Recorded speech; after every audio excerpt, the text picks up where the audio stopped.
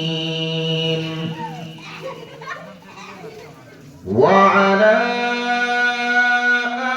آله وأصحابه أجمعين الذي أرسله بالحق بشيرا ونذيرا وداعيا إلى الله بإذنه وسراجا وقمرا منيرا أما بعد فقد قال الله تعالى في كلامه المجيد وفي فرقانه الحميد সকলে মহব্বতে পড়েন أعوذ بالله من الشيطان الرجيم بسم الله الرحمن الرحيم والذين جاهدوا فينا لنهدينهم سبلنا وإن الله لمع المحسنين صدق الله العظيم وصدق رسوله النبي الحبيب الكريم وقال رسول الله صلى الله عليه وآله وسلم كل أمتي يدخلون الجنة إلا من أبى قيل من أبى قال من أطعني دخل الجنة ومن عصاني فقد أبى وقال تعالى في شان حبيبه ومحبوبه ومعشوقه ومقصوده مخبرا وآمرا إن الله وملائكته يصلون على النبي يا أيها الذين آمنوا صلوا عليه وسلموا تسليما اللهم صل ما شاء الله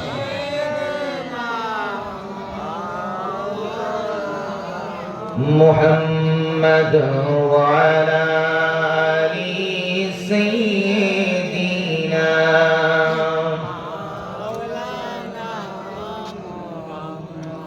মোরা যদি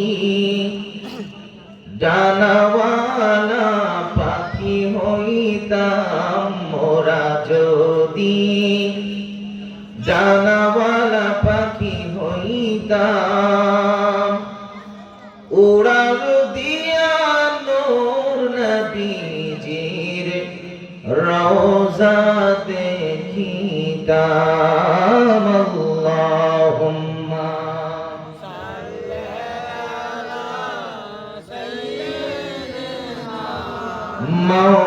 مولانا محمد وعلى آل سيدنا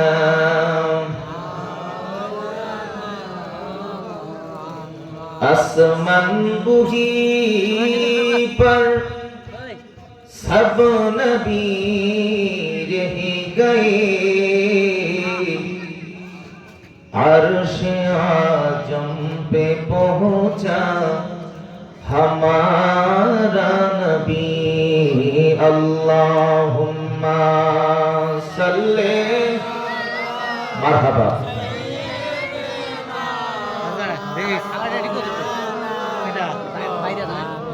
वाला सय्यिदिना।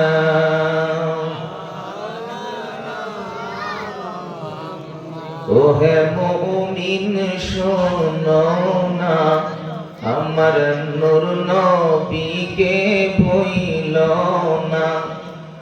নূর নবীকে না ভুলিলে, নূর নবীকে না ভুলিলে নবীজি তোমায় ভুলবে না। লা ইলাহা ভালো লাগে লা ইলাহা জোড়ে লা ইলাহা ইল্লাল্লাহ। মোদের জীবনের সকল গুনাহ, মোদের জীবনের সকল গুনাহ ক্ষমা করে দাও রব্বানা। লা ইলাহা জোড়ে লা ইলাহা। মা বাবার জীবনের সকল গুনাহ বলেন, মা বাবার জীবনের সকল গুনাহ ক্ষমা করে দাও রব্বানা। লা ইলাহা লা ইলাহা ইল্লাল্লাহু মুহাম্মাদুর রাসূলুল্লাহ সাল্লাল্লাহু আলাইহি ওয়াসাল্লাম। আল্লাহ আল্লাহ আল্লাহ আল্লাহ আল্লাহ আল্লাহ আল্লাহ আল্লাহ জোরে আল্লাহ আল্লাহ। লা ইলাহা ইল্লাল্লাহু লা ইলাহা ইল্লাল্লাহু মুহাম্মদ রাসূল। আখিরাতে পার হবি তুই পুরসিরাতের ফুল। আল্লাহ আল্লাহ আল্লাহ লা ইলাহা ইল্লাল্লাহু লা ইলাহা ইল্লাল্লাহু মুহাম্মদ রাসূল। আখিরাতে পার হবি তুই পুরসিরাতের ফুল। আল্লাহ আল্লাহ আল্লাহ নূর নবী বানাইছে আল্লাহ প্রেমের কারণে। আল্লাহ আল্লাহ আল্লাহ নূর নবী বানাইছে আল্লাহ প্রেমের কারণে। প্রেমের ডোরি বান্ধরে মন মদিনার সনে। আল্লাহ আল্লাহ আল্লাহ আল্লাহ আল্লাহ আল্লাহ আল্লাহ বানাইয়া কত জাতি মারহাবা চলে না তার প্রেম রীতি। মাশাআল্লাহ আল্লাহ আল্লাহ আল্লাহ আল্লাহ আল্লাহ বানাইয়া কত জাতি মারহাবা চলে না তার প্রেম রীতি। মাশাআল্লাহ আল্লাহ আল্লাহ অবশেষে বানাই মানুষ প্রেমের কারণে।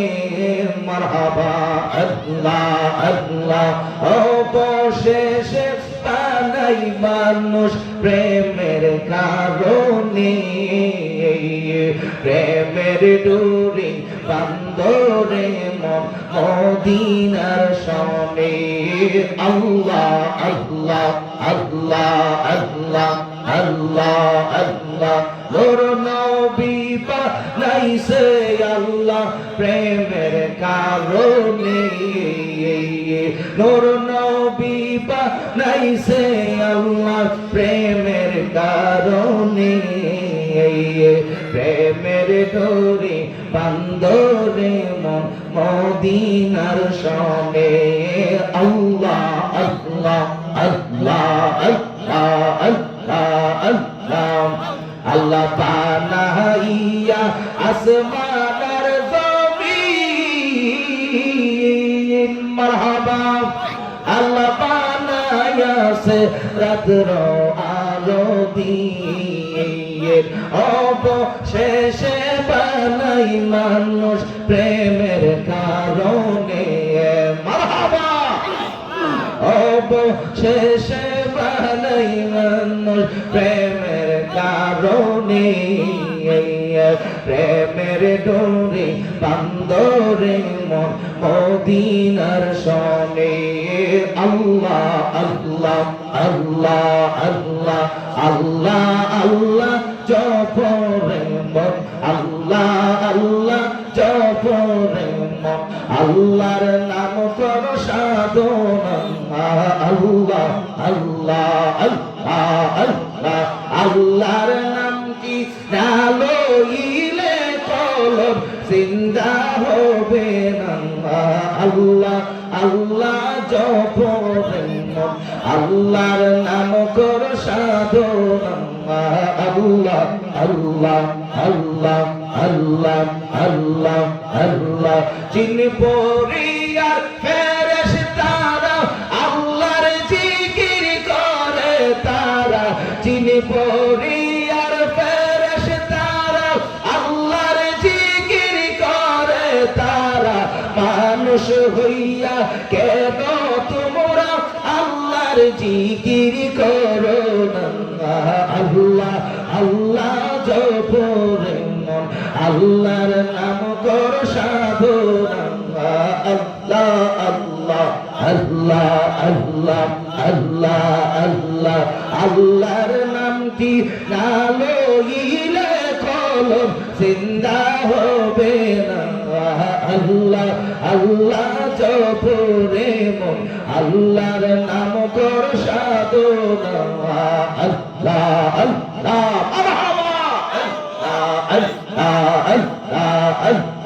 গাছ বৃক্ষ আর তরুলতা আল্লাহর জিকির করে তারা মারহাবা গাছ বৃক্ষ আর তরুলতা আল্লাহর জিকির করে তারা মানুষ হইয়া কেন আমরা আল্লাহর জিকির করি না আল্লাহ আল্লাহ জপরে মন আল্লাহর নাম কর সাধনা আল্লাহ আল্লাহ আল্লাহ আল্লাহ আল্লাহর নামটি না লইলে কলব জিন্দা হবে না আল্লাহ আল্লাহ জপরে মন আল্লাহর নাম কর সাধনা আল্লাহ আল্লাহ আল্লাহ আল্লাহ আল্লাহ আল্লাহ লা ইলাহা ইল্লাল্লাহু মুহাম্মাদুর রাসূলুল্লাহ সকলে পড়েন সাল্লাল্লাহু আলাইহি ওয়াসাল্লাম আল্লাহুম্মা সাল্লি ওয়া সাল্লিম ওয়া বারিক আলাইহি সকলে পড়েন আল্লাহু আকবার। আজকে মুগরা দক্ষিণ পাড়া জামে মসজিদের পরিচালনা কমিটির উদ্যোগে আজকে মসজিদ মাঠ প্রাঙ্গণে 25তম বার্ষিক সুন্নি মহাসম্মেলনের সম্মানিত সভাপতি জনাব মোহাম্মদ আব্দুর রহমান মুন্সি, সভাপতি মুগরা দক্ষিণ পাড়া জামে মসজিদ, প্রধান অতিথি আশিক রাসূল মুজাহিদ আহলে সুন্নাত হযরত মাওলানা মুফতি গাজী মোহাম্মদ সিরাজুল ইসলাম কুদরতি সাহেব, বন্দর নারায়ণগঞ্জ, বিশেষ বক্তা হযরত মাওলানা কবির আহমদ শাহ ফারুকী মুগড়া, হযরত মাওলানা হাফেজ আল আমিন ইসলাম খতিব মুগড়া দক্ষিণ পাড়া জামে মসজিদ প্যান্ডেলে এবং স্টেজে উপস্থিত আছেন কেমব্রিয়ান স্টুডেন্ট কলেজ আখাউড়া শাখার শিক্ষক এবং কর্নেল বাজার শাহী মসজিদের সম্মানিত খতিব মাওলানা মুফতি উসমান গনি ফারুকী এবং আজকের মাহফিল পরিচালনায় নাজিবুল বাশার শাহ ফারুকী, আয়োজনে মুগদা দক্ষিণ পাড়া গ্রামবাসী ও যুব সমাজ সহ আজকে আমার সামনে যারা বসে আছেন, পর্দার অন্তরের মা বোনেরা যারা আছেন, সকলের প্রতি আমি সালাম পেশ করছি। আসসালামু আলাইকুম ওয়া রাহমাতুল্লাহি ওয়া বারাকাতুহু। আল্লাহর দরবারে শুকরিয়া আদায় করছি, আল্লাহ তাআলা বিপদগ্রস্ত না রেখে, হাসপাতালের বিছানায় মুমূর্ষ রোগী না বানিয়ে মাহফিল পর্যন্ত আসার মতো স্বাস্থ্য আল্লাহ দান করেছেন। সে আল্লাহর আলিশান দরবারে শুকরিয়া জ্ঞাপন করছি। একটু মনটাকে উজাড় করে, কণ্ঠটাকে বুলন্দ করে, আওয়াজ করে চিৎকার মেরে পড়েন আলহামদুলিল্লাহ। লক্ষ কোটি দরুদ সালাম পেশ করছি মানবতার মুক্তির দূত, মানবতার মুক্তির দিশারি, মানবতার মুক্তির কান্ডারি সাইয়্যিদুল মুরসালিন, ইমামুল মুরসালিন, যে নবীজির শুভ আগমনের কারণে আল্লাহ পাক আমাদেরকে সূর্যের আলো দিচ্ছেন। বড় করে বলেন সুবহানাল্লাহ। যেই নবীজির আগমনের কারণে আল্লাহ তাআলা আমাদেরকে চন্দ্রের আলো দিয়ে আলোকিত করছেন। অসংখ্য তারকারাজি আমাদের জন্য খেদমতের আঞ্জাম দিচ্ছেন। গোটা দুনিয়ার যত মাখলুকাত আছে, প্রিয় নবীজির কারণে আল্লাহ তাআলা আশরাফুল মাখলুকাতের স্বীকৃতি দিয়েছেন। সেই নবীজির কদম মোবারকে আজকের মাহফিল থেকে লক্ষ কোটি দরুদ সালাম পেশ করছি।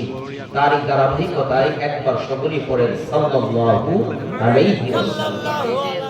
প্রিয় নবীজির দরুদের পরে স্মরণ করছি বাংলাদেশে যারা আজকে 800 বছর ধরে আউলিয়া কেরাম যেই জমিনে শায়িত আছেন, ওনাদেরকে প্রাণ ভরে স্মরণ করছি। এই বাংলার জমিনে যত আউলিয়া কেরাম আছেন, যারা মাজার শরীফে শায়িত আছেন, আজকে 16 মাসে 113টি মাজারের উপরে হামলা হয়েছে, ভাঙচুর করা হয়েছে। 113টি মাজারকে ভেঙে ফেলা হয়েছে। সেই ধারাবাহিকতায় মাজার শরীফের বিপক্ষে অনেকেই মত প্রকাশ করেন। এই জন্য আজকের মাহফিলে সর্বপ্রথমই যারা মাজার শরীফে শুয়ে আছেন, ওই আউলিয়া কেরামকে প্রাণ ভরে আমরা স্মরণ করছি। কারণ ওনাদের অবদানের কারণেই এই বাংলাদেশ মুসলমানদের দেশ। কথা ঠিক আছে কিনা? সে মুসলমানের দেশ। এই দেশের ভিতরে প্রায় 92% হলো মুসলমান। বড় করে বলেন মারহাবা। সেই স্বাধীন সোনার বাংলাদেশে আউলিয়া কেরামের স্মৃতি বিজড়িত প্রত্যেকটি অঞ্চল, প্রত্যেকটি গ্রাম, প্রত্যেকটি এলাকায় আজকে ওনাদের অবদানের কারণে গোটা পৃথিবী জুড়ে বাংলাদেশের মুসলমান বিভিন্ন জায়গায় সম্মানিত হচ্ছেন। বিভিন্ন জায়গায় বাংলাদেশের মুসলমান সমাদৃত হচ্ছেন আউলিয়া কেরামের শুয়ে থাকার কারণে।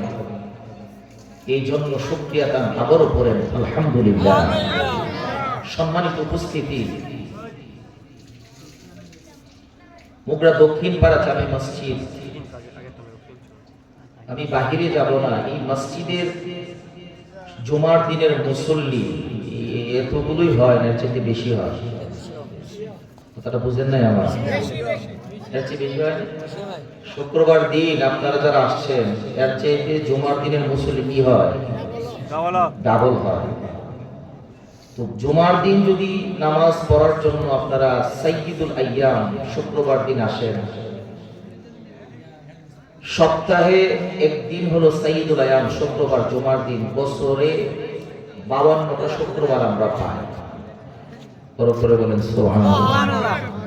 52টা শুক্রবার আমরা পাওয়ার পরেও যদি আমাদের কাছে জুমার দিনের কদর বেশি থাকে, আর মুকরা দক্ষিণ পাড়া যাবে মসজিদের মাহফিল কি আপনার প্রতি শুক্রবারে হয়? বছরে একবার। বছরে কি একবার? তো বাহিরের শ্রোতা মণ্ডলী বাদ দিলাম, আপনাদের মসজিদের মুসল্লিগুলো এসে আজকের মাহফিলে বসাটা তো অতীব জরুরি ছিল। রাত বাজে এখন প্রায় 9টার কাছাকাছি, 9টার উপরে বেজে গেছে। দক্ষিণ পাড়া জামে মসজিদের মাহফিল, এটা তো কোনো সংগঠনের মাহফিল, একটা মসজিদের উদ্যোগে মাহফিল। অন্য কেউ থাকুক আর না থাকুক, আপনাদের মসজিদের মুসল্লিগুলো তো মাহফিলে আসার দরকার ছিল। নতুবা আগে বলা দরকার ছিল যারা মাহফিল করার দরকার নাই আমরা যাবো না। কথা বল, আগে বলার দরকার ছিল যে মাহফিল করিয়েন না, আমরা যাব না, এই মাহফিল আমাদের দরকার নাই। মাহফিল ছাড়াই আপনারা পার হইতে পারবো হাসরের ময়দানে। তো মাহফিল সাজায়া এই মসজিদের মুসল্লি কেরাম আপনারা ঘরে বসে আছেন আর কয়েকজন আসছেন, এটা কেমন হলো? এটা দ্বিচারিতা হয়ে গেল না? এটা তো আমরা কামনা করি না। এই এলাকার মানুষগুলো আল্লাহওয়ালা মানুষ, নবীওয়ালা মানুষ, তরিকতওয়ালা মানুষ, ঠিক কিনা বলেন? নবীর পক্ষের মানুষ আমরা। আমাদের এই অবস্থা হওয়াটা এটা তো খুবই দুঃখজনক, এটা খুবই দুঃখজনক। এখানে যারা বসে আছে বেশিরভাগ আমাদের যুবক ভাই। মই মুরব্বী কি এই সমাজে নাই? ওনারা কোথায়? অন্যান্য গ্রামে তো মুরব্বী থাকে, যুবক থাকে না, কারণ যুবক ভাইদের শীতকালীন অনেক দায়িত্ব আছে রাতের বেলা।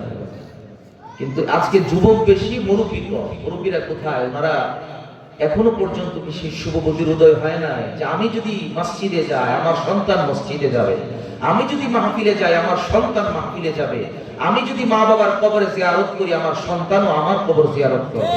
কথা ঠিক কিনা বলেন? এর জন্য আমি আকুল আবেদন করব। আমি কোনো প্রোগ্রামে এরকম আবেদন করি না, কিন্তু আজকে করবো ইনশাআল্লাহ। যারা মুরব্বী আছেন আপনারা মাহফিলের উপর গুরুত্ব দেন। এটা আপনাদের এলাকার ইজ্জত, এটা আপনাদের এই পাড়ার ইজ্জত, এটা এই গ্রামের ইজ্জত। আপনাদের ইজ্জত সম্মানকে আপনারা ধরে রাখতে হবে। আমরা পৃথিবীতে কেউ থাকবো না, সবাইকে চলে যেতে হবে, কিন্তু আজকের মাহফিলটা তো আমাদের মুক্তির জন্য যথেষ্ট হতে পারে। কথা বলেন, আল্লাহ চাই আজকের মাহফিলটা তো আমাদের জন্য মুক্তির জন্য এনাফ হতে পারে, যথেষ্ট হতে পারে। আমরা যেন ঘরে বসে না থাকি। এই জান্নাতের বাগানটি সাজিয়েছেন অনেক কষ্ট করে। এই প্যান্ডেল, মাইক, প্রচার প্রসার খুব কষ্ট করে করতে হয়। একটা মাহফিল এমনিতে হয়ে যায়, দিনের পর দিন কষ্ট করতে হয়, ফিকির করতে হয়, অর্থ কালেকশন করতে হয়। অনেক কষ্ট করে মাহফিলটি সাজিয়েছেন আপনারা। আপনারা যেহেতু সাজিয়েছেন, আপনারা আগে আসেন, তারপর অন্য এলাকার অন্য পাড়ার মানুষ আসবে। আপনাদের আসা আগে জরুরি। সুতরাং আমি আপনাদের কাছে অনুরোধ করে বলবো, মাহফিলটিকে অবহেলা করিয়েন না। এমন হতে পারে এটার কারণে আপনি হাসরের ময়দানে জিজ্ঞাসিত হতে পারেন যে তোমার পাড়ার মাহফিল তুমি যাও নাই। জিজ্ঞাসিত হলে আপনি কি করবেন তখন? এর জন্য আমি বলবো হাসরের ময়দানে যাররা পরিমাণের হিসাবও হবে। ফামাইয়ামাল মিসকালা যাররাতিন খায়রান ইয়ারা ওয়া মাইয়ামাল মিসকালা যাররাতিন শাররান ইয়ারা। যাররা পরিমাণ ভালো কাজ যদি আপনি করে থাকেন, যাররা পরিমাণের সেই হিসাব হাসরের ময়দানে হবে। যাররা পরিমাণ খারাপ কাজ যদি করেন সেটার হিসাবও হবে। এখন যাররা কাকে বলে? ইমামে আযম আবু হানিফা রাহমাতুল্লাহি আলাইহি, যিনি আমাদের মাযহাবের ইমাম, উনি একটা ব্যাখ্যা দিয়েছেন যাররার ব্যাখ্যা। উনি অনেক বড় জ্ঞানী ছিলেন, যিনি 6 বছর বয়সে আল্লাহর কোরআনের হাফেজ হয়েছিলেন। বড় করে বলেন সুবহানাল্লাহ। এই বাচ্চাগুলো কথা বলা যাবে না ভাই?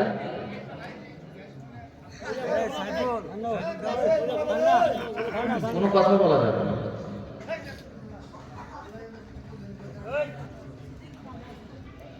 আমাদের যে মাযহাবের ইমাম, ওনার জ্ঞান আল্লাহ এত বেশি মেধা দিয়েছেন। আপনারা বলেন তো জ্ঞান কার পক্ষ থেকে আসে? সবাই বলেন কার পক্ষ থেকে? এই জন্য দোয়া করতে হয়, রব্বি জিদনি ইলমা, রব্বি জিদনি ইলমা। হে রব আমাদের জ্ঞানকে, আমার জ্ঞানকে বাড়িয়ে দেন।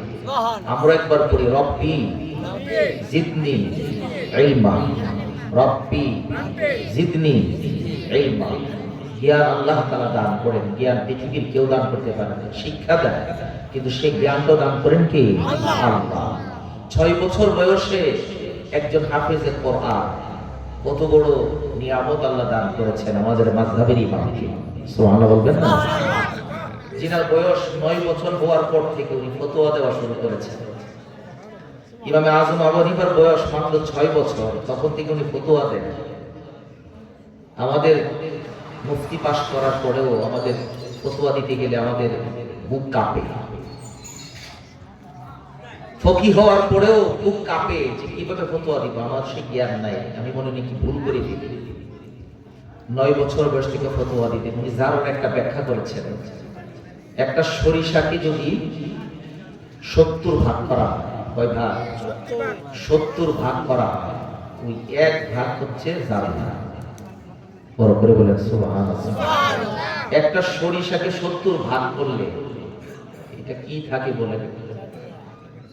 একেবারে অনুবীক্ষণ যন্ত্র দিয়ে দেখতে হবে, নতুবা এটা আপনি স্বচক্ষে দেখাটা কঠিন হয়ে যাবে। সেই জাররা পরিমাণ নেক কাজও যদি আপনি করেন হাশরের ময়দানে, সেই হিসাবটাও আল্লাহ আপনাকে ধরে আমলনামায় দিয়া আপনাকে ডান হাতে আমলনামা দিবেন। আর জাররা পরিমাণ বদ কাজ করেছেন সেটাও হিসাব করে বাম হাতে আমলনামা দেওয়া হবে।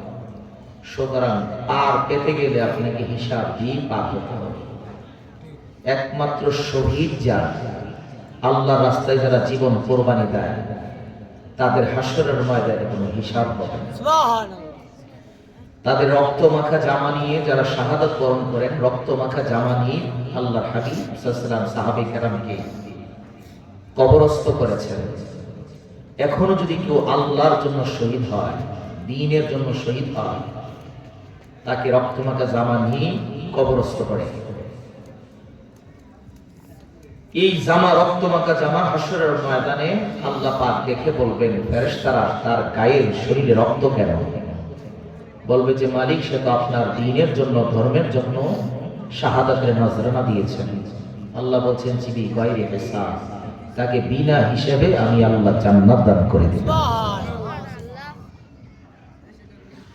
ওয়ালা তাকুনু লিমান ইউকতালু ফি সাবিলিল্লাহি আমওয়াত বাল আহইয়াউ ওয়ালাকিন লা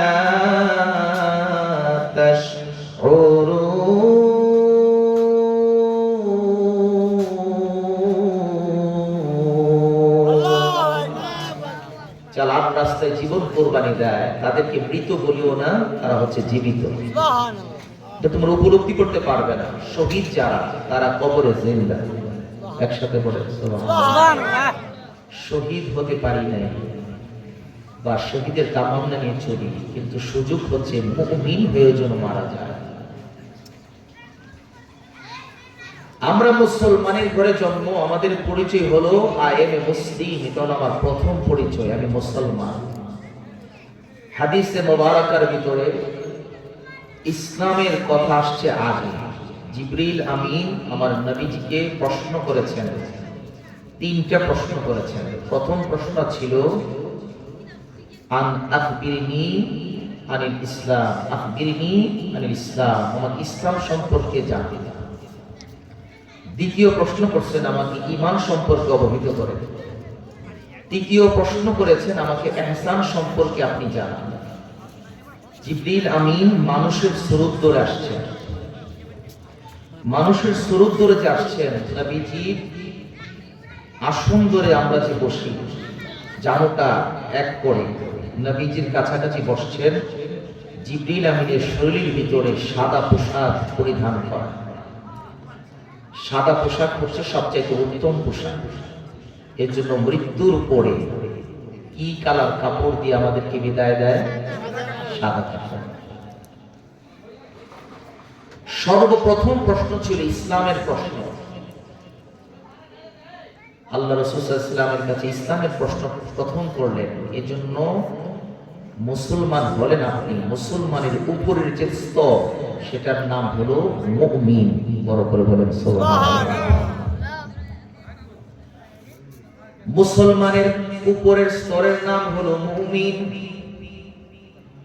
মুমিনের উপরের স্তরের নাম হলো মুত্তাকি। মুসলমান আল্লাহর কাছে সমর্পণ করবে, কমপ্লিটলি সারেন্ডারের মাধ্যমে ঈমানের পরিচয় দিবে, নামাজে সাজদায় পড়ে ঈমানের পরিচয় দিবে আমি ঈমানদার। একজন ছাত্র যখন পরীক্ষা দেয়, নবম শ্রেণী থেকে, নবম শ্রেণীও পড়াশোনা করলো, দশম শ্রেণীও পড়াশোনা করলো, এসএসসি অথবা দাখিল পরীক্ষার সময় যদি পরীক্ষা না দেয়, ওই স্টুডেন্ট কখনোই পরীক্ষায় পাসও করতে পারবে না, ছাত্র হিসেবে তাকে গণ্য করা হবে না। মুসলমানের ঘরে জন্ম নেওয়ার কারণে সারা জীবন পরিচয় দিলাম মুসলমান, কিন্তু মসজিদে যখন হাইয়া আলাস সালাহ বলে ডাক দেওয়া হয়, তখন মসজিদে মুসল্লিরা আসে না, এটা মুসলমানের পরিচয় দেওয়া হলো না, মুমিন আপনি হতে পারেন নাই। ফজরের নামাজের সময় আসসালাতু খায়রুম মিনান নাউম বলে ডাক দেওয়া হয়,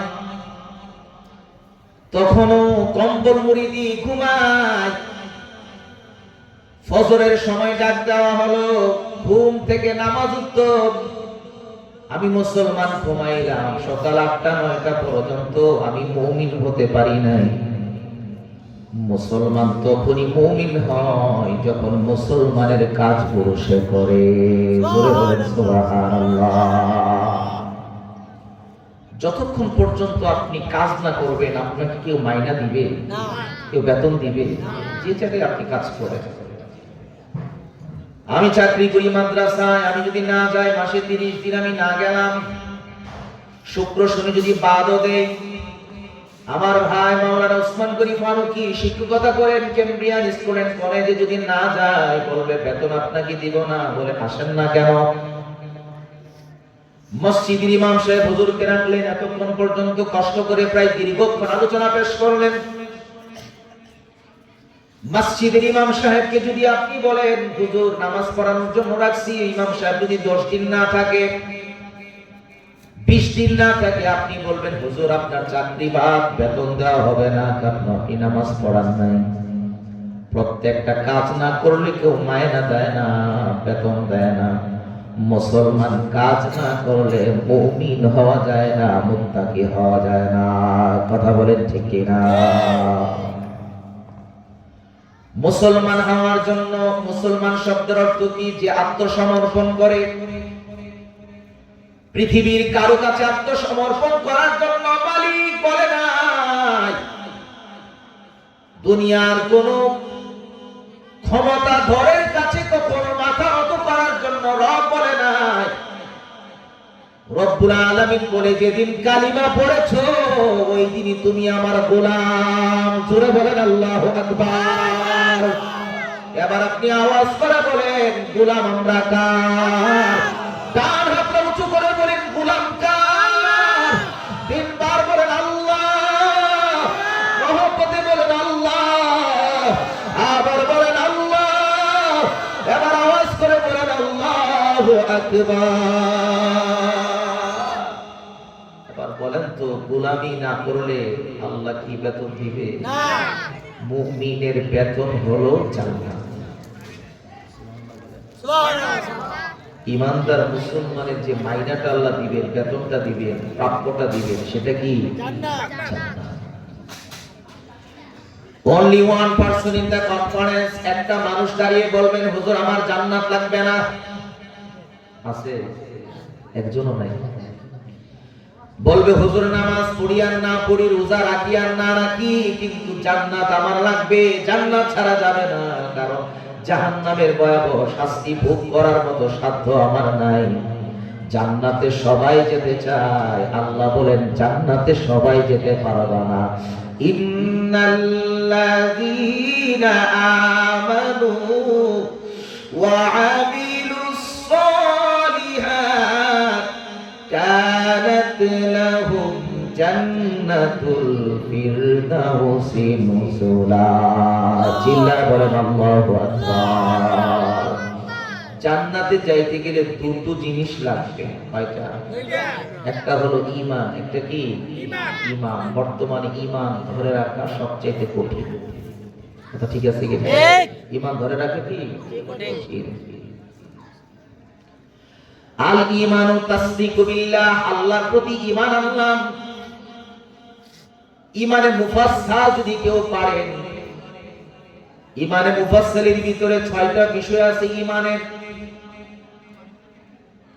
যে কয়জন আল্লাহর গোলাম এখানে আসছেন, নবীর আশিক আসছেন, আমার মনে হয় 95% লোক ঈমানে মুফাসসাল আমরা অনেকে পারি না।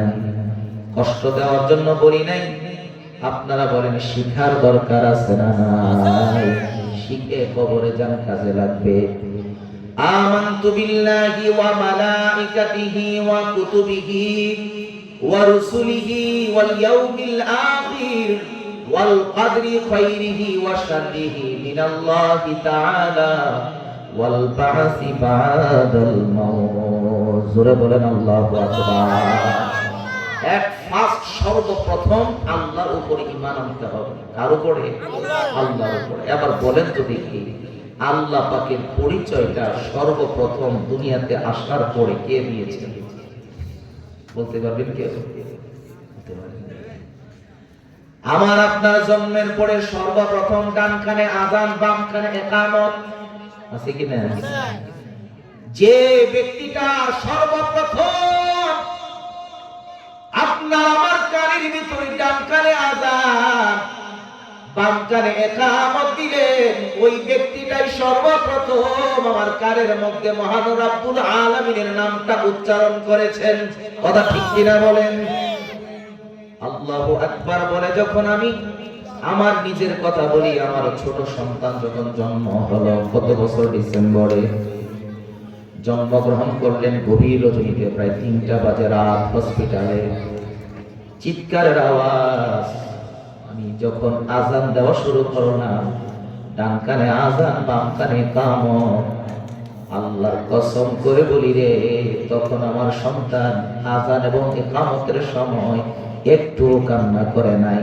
আজান ইকামত শেষ হওয়ার পরে আবার কান্না শুরু করেছে। কারণ গোলাম জমিনে আসার পরেও কারোর নাম ধরে ডাক দেয় না। ওই চিৎকার যখন করে হুয়া হুয়া বলে, তখনও আমার আল্লাহর নাম আল্লাহর গোলামেরা নেই। জোরে বলেন না সুবহানাল্লাহ। সূরা হাশরের শেষ 3 আয়াত, যারা আমরা ফজর নামাজ পড়ি, ইমাম সাহেব হুজুর এখানে আছেন, ওনারা কি ফজরের পরে আপনাদের কি নিয়ে সূরা হাশরের শেষ 3 আয়াত পড়ে কিনা? কতক্ষণ পড়ে কিনা? সর্বপ্রথম পড়ার সময় প্রথম আয়াতটা কি পড়ে? হুয়াল্লাহুল্লাযী লা ইলাহা ইল্লাহু আলিমুল গায়বি ওয়াশ শাহাদাতি হুয়ার রহমানুর রহিম। জোরে পড়েন আল্লাহু আকবার। মন থেকে বিশ্বাস করবেন, রব তুমি আমার সব, আল্লাহ আমার রব, এই রবি আমার সব। বলেন না, আল্লাহ আমার রব, এই রবি আমার সব। দমে দমে তনু মনে তারি অনুভব, দমে দমে তনু মনে তারি অনুভব। আল্লাহ আমার রব, এই রবি আমার সব। জোরে পড়েন আল্লাহু আকবার। পৃথিবীতে একজন মানুষ মাত্র জমিনে পড়ার পরে আল্লাহকে আমাদের মতো করে ডাকে নাই। একমাত্র আমার আপনার নবী, প্যারা নবী, নূর নবী মুহাম্মদুর রাসূলুল্লাহ সাল্লাল্লাহু আলাইহি ওয়াসাল্লাম পৃথিবীতে আসার পরে ইয়া রাব্বি হাবলি উম্মতি বলে কেঁদেছেন। আর আমরা সকলেই হুয়া হুয়া বলে আমার রবের জন্য কেঁদেছি। আমার নবী বলেন, আমি বুইসতু মুআল্লিমান, শিক্ষক হয়ে দুনিয়ার জমিনে এসেছি। এই গোলামেরা আমার আল্লাহ তাআলা আমার আপনার নবীকে শিক্ষক বানায়া তারপর দুনিয়াতে পাঠালেন। আল্লাহ কই আমার নবী হলো সৃষ্টির সেরা নবী, আমি আল্লাহ পাঠাইলাম। আমি রব্বুল আলামিন কেমন দায়িত্ববান দেখো, আমার নবীকে বানাইলাম আগে কিন্তু পাঠাইলাম সকলের পরে। এটা আমাদের বিশ্বাস হয় কি হয় না? আউয়ালে আখিরে নবী মুহাম্মদ, বলেন না, আউয়ালে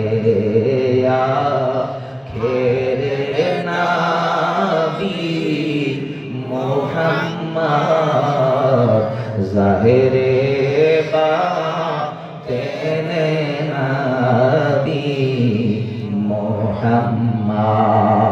জোরে পড়েন আল্লাহু আকবার। গর্ভের ভিতরে 4 মাস পর্যন্ত মানুষের আকৃতি হয় না। মিশকাতুল মাসাবি যে হাদিস গ্রন্থ আলিম কাছে পড়ানো হয়, মানুষে যখন মায়ের পেটে কনসেপ্ট হয় তখন রেহেমে থাকার সময়ে 4 মাস পর্যন্ত মানুষের কোনো গঠন হয় না। মানুষের হাত হয় না, পা হয় না, চোখ হয় না, কান হয় না, মাথা হয় না। এই 4 মাস পর্যন্ত মানুষটা এই বীর্য থেকে আস্তে আস্তে করে রক্ত কণিকা হয়, রক্তের মতো জমাট হয়। 4 মাসের পরে এসে ফেরেশতারা তার হায়াত নির্ধারণ করে, রিজিক নির্ধারণ করে সে বলে দিয়ে যায়। 4 মাসের ভিতরে কারো সন্তান যদি কনসেপ্ট হয়, ভালো করে শুনে রাখবেন, 4 মাসের ভিতরে যদি আপনি কোনো তদবির করেন, ছেলে সন্তানের জন্য যদি কোনো তদবির প্রয়োজন হয়, মেয়ে সন্তানের জন্য কোনো তদবিরের প্রয়োজন হয়, স্ত্রীর নাভির চতুর্দিকে ঘুরায়া ঘুরায়া ইয়া মাতিনু 40 বার করে 41 দিন পড়বেন। যদি ইখলাস থাকে, আপনি যেই সন্তান চান, আমার রাব্বে কারীম আপনাকে সেই সন্তান দান করে দিবে। জোরে কোন সুবহানাল্লাহ। 40 দিনের পরে হাত পা সবকিছু গঠন আকৃতি হয়। মায়ের পেটে যদিও আমরা বলি 10 মাস 10 দিন থাকি, কিন্তু 10 মাস 10 দিন হলো সর্বোচ্চ। এর আগে মানুষগুলো পৃথিবীর জমিনে চলে আসে, কেউ 9 মাসে আসে, 9.5 মাসে আসে, 10 মাসের ভিতরে বেশিরভাগ সন্তান পৃথিবীতে আসে। আল্লাহ তাআলা জানায়া দিলেন, এই সন্তানগুলো যখন খাবারের সময় হলো, রিজিকের প্রয়োজন হলো, মা খেলো দুনিয়ার খাবার, কিন্তু দুনিয়ার খাবার সন্তানকে আমার আল্লাহ খাওয়ায় নাই। মায়ের নাভির সাথে একটা লাইন করে দিয়ে, সন্তানের নাভির সাথে একটা লাইন করে দিল। ওই নাভি দিয়া সন্তানের মুখে খাবার যায়, সন্তানের পেটে খাবার যায়। প্রশ্ন করতে পারেন জুবাইর আহমদ ফাতি বিন হুসাইনি, কেন সন্তানের খাবার আল্লাহ তাআলা মায়ের পেটে জবাব দিয়া দিল না? তোমার কাছে জানতে চাই, মায়ের পেটে সন্তানের খাবার কেন জবাব দিয়া দিলা না? আল্লাহ কই, মায়ের পেটে যখন ছিলাম, জবান দিয়া খাইতে গেলে রক্ত পর্যন্ত তোমার খাওয়া লাগতে পারত। এই জবানের খাবার খাইতে গেলে জবান তোমার নাপাক হয়ে যাইত।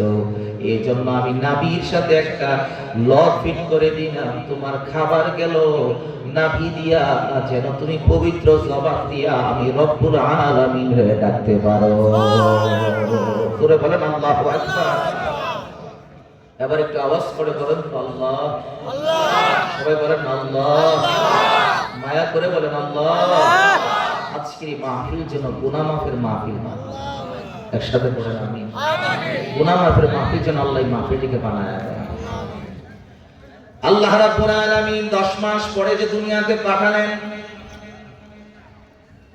এমন একটা খাবারের ব্যবস্থা আমার রব করলেন যেটা দুনিয়ার বাজারে কিনতে পাওয়া যায় না। কথা ঠিক কিনা? দুনিয়ার কোন দোকানের মধ্যে খাবার পাওয়া যায় না। এটা হলো মায়ের স্তনের বুকের দুধ, যা দুনিয়াতে কেউ বিক্রি করে না। আর দুনিয়ার মায়ের দুধের মতো এত দামি খাবার পৃথিবীতে কোনো কিছু নাই।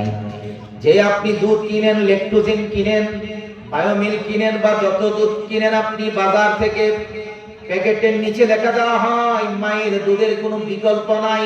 ঠিক কিনা বলেন?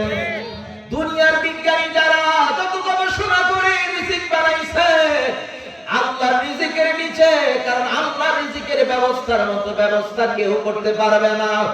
আমি যদিও মুফতি ফতোয়া দিতে পারবো, আমার কাছে যদি কেউ আসে গরিবকে ভিক্ষা ফতোয়া দিতে পারবো, সাহায্য করতে পারবো। মেম্বার চেয়ারম্যান সাহেবের কাছে যদি আসে বিভিন্ন সহযোগিতা করতে পারবে, আপনার কাছে আসলে সহযোগিতা করতে পারবে। কিন্তু একটাবার চিন্তা করেন, আমি যদি মানুষকে সহযোগিতা করি, আমিও কারো কাছ থেকে সাহায্য নেওয়া লাগে, সহযোগিতা নেওয়া লাগে।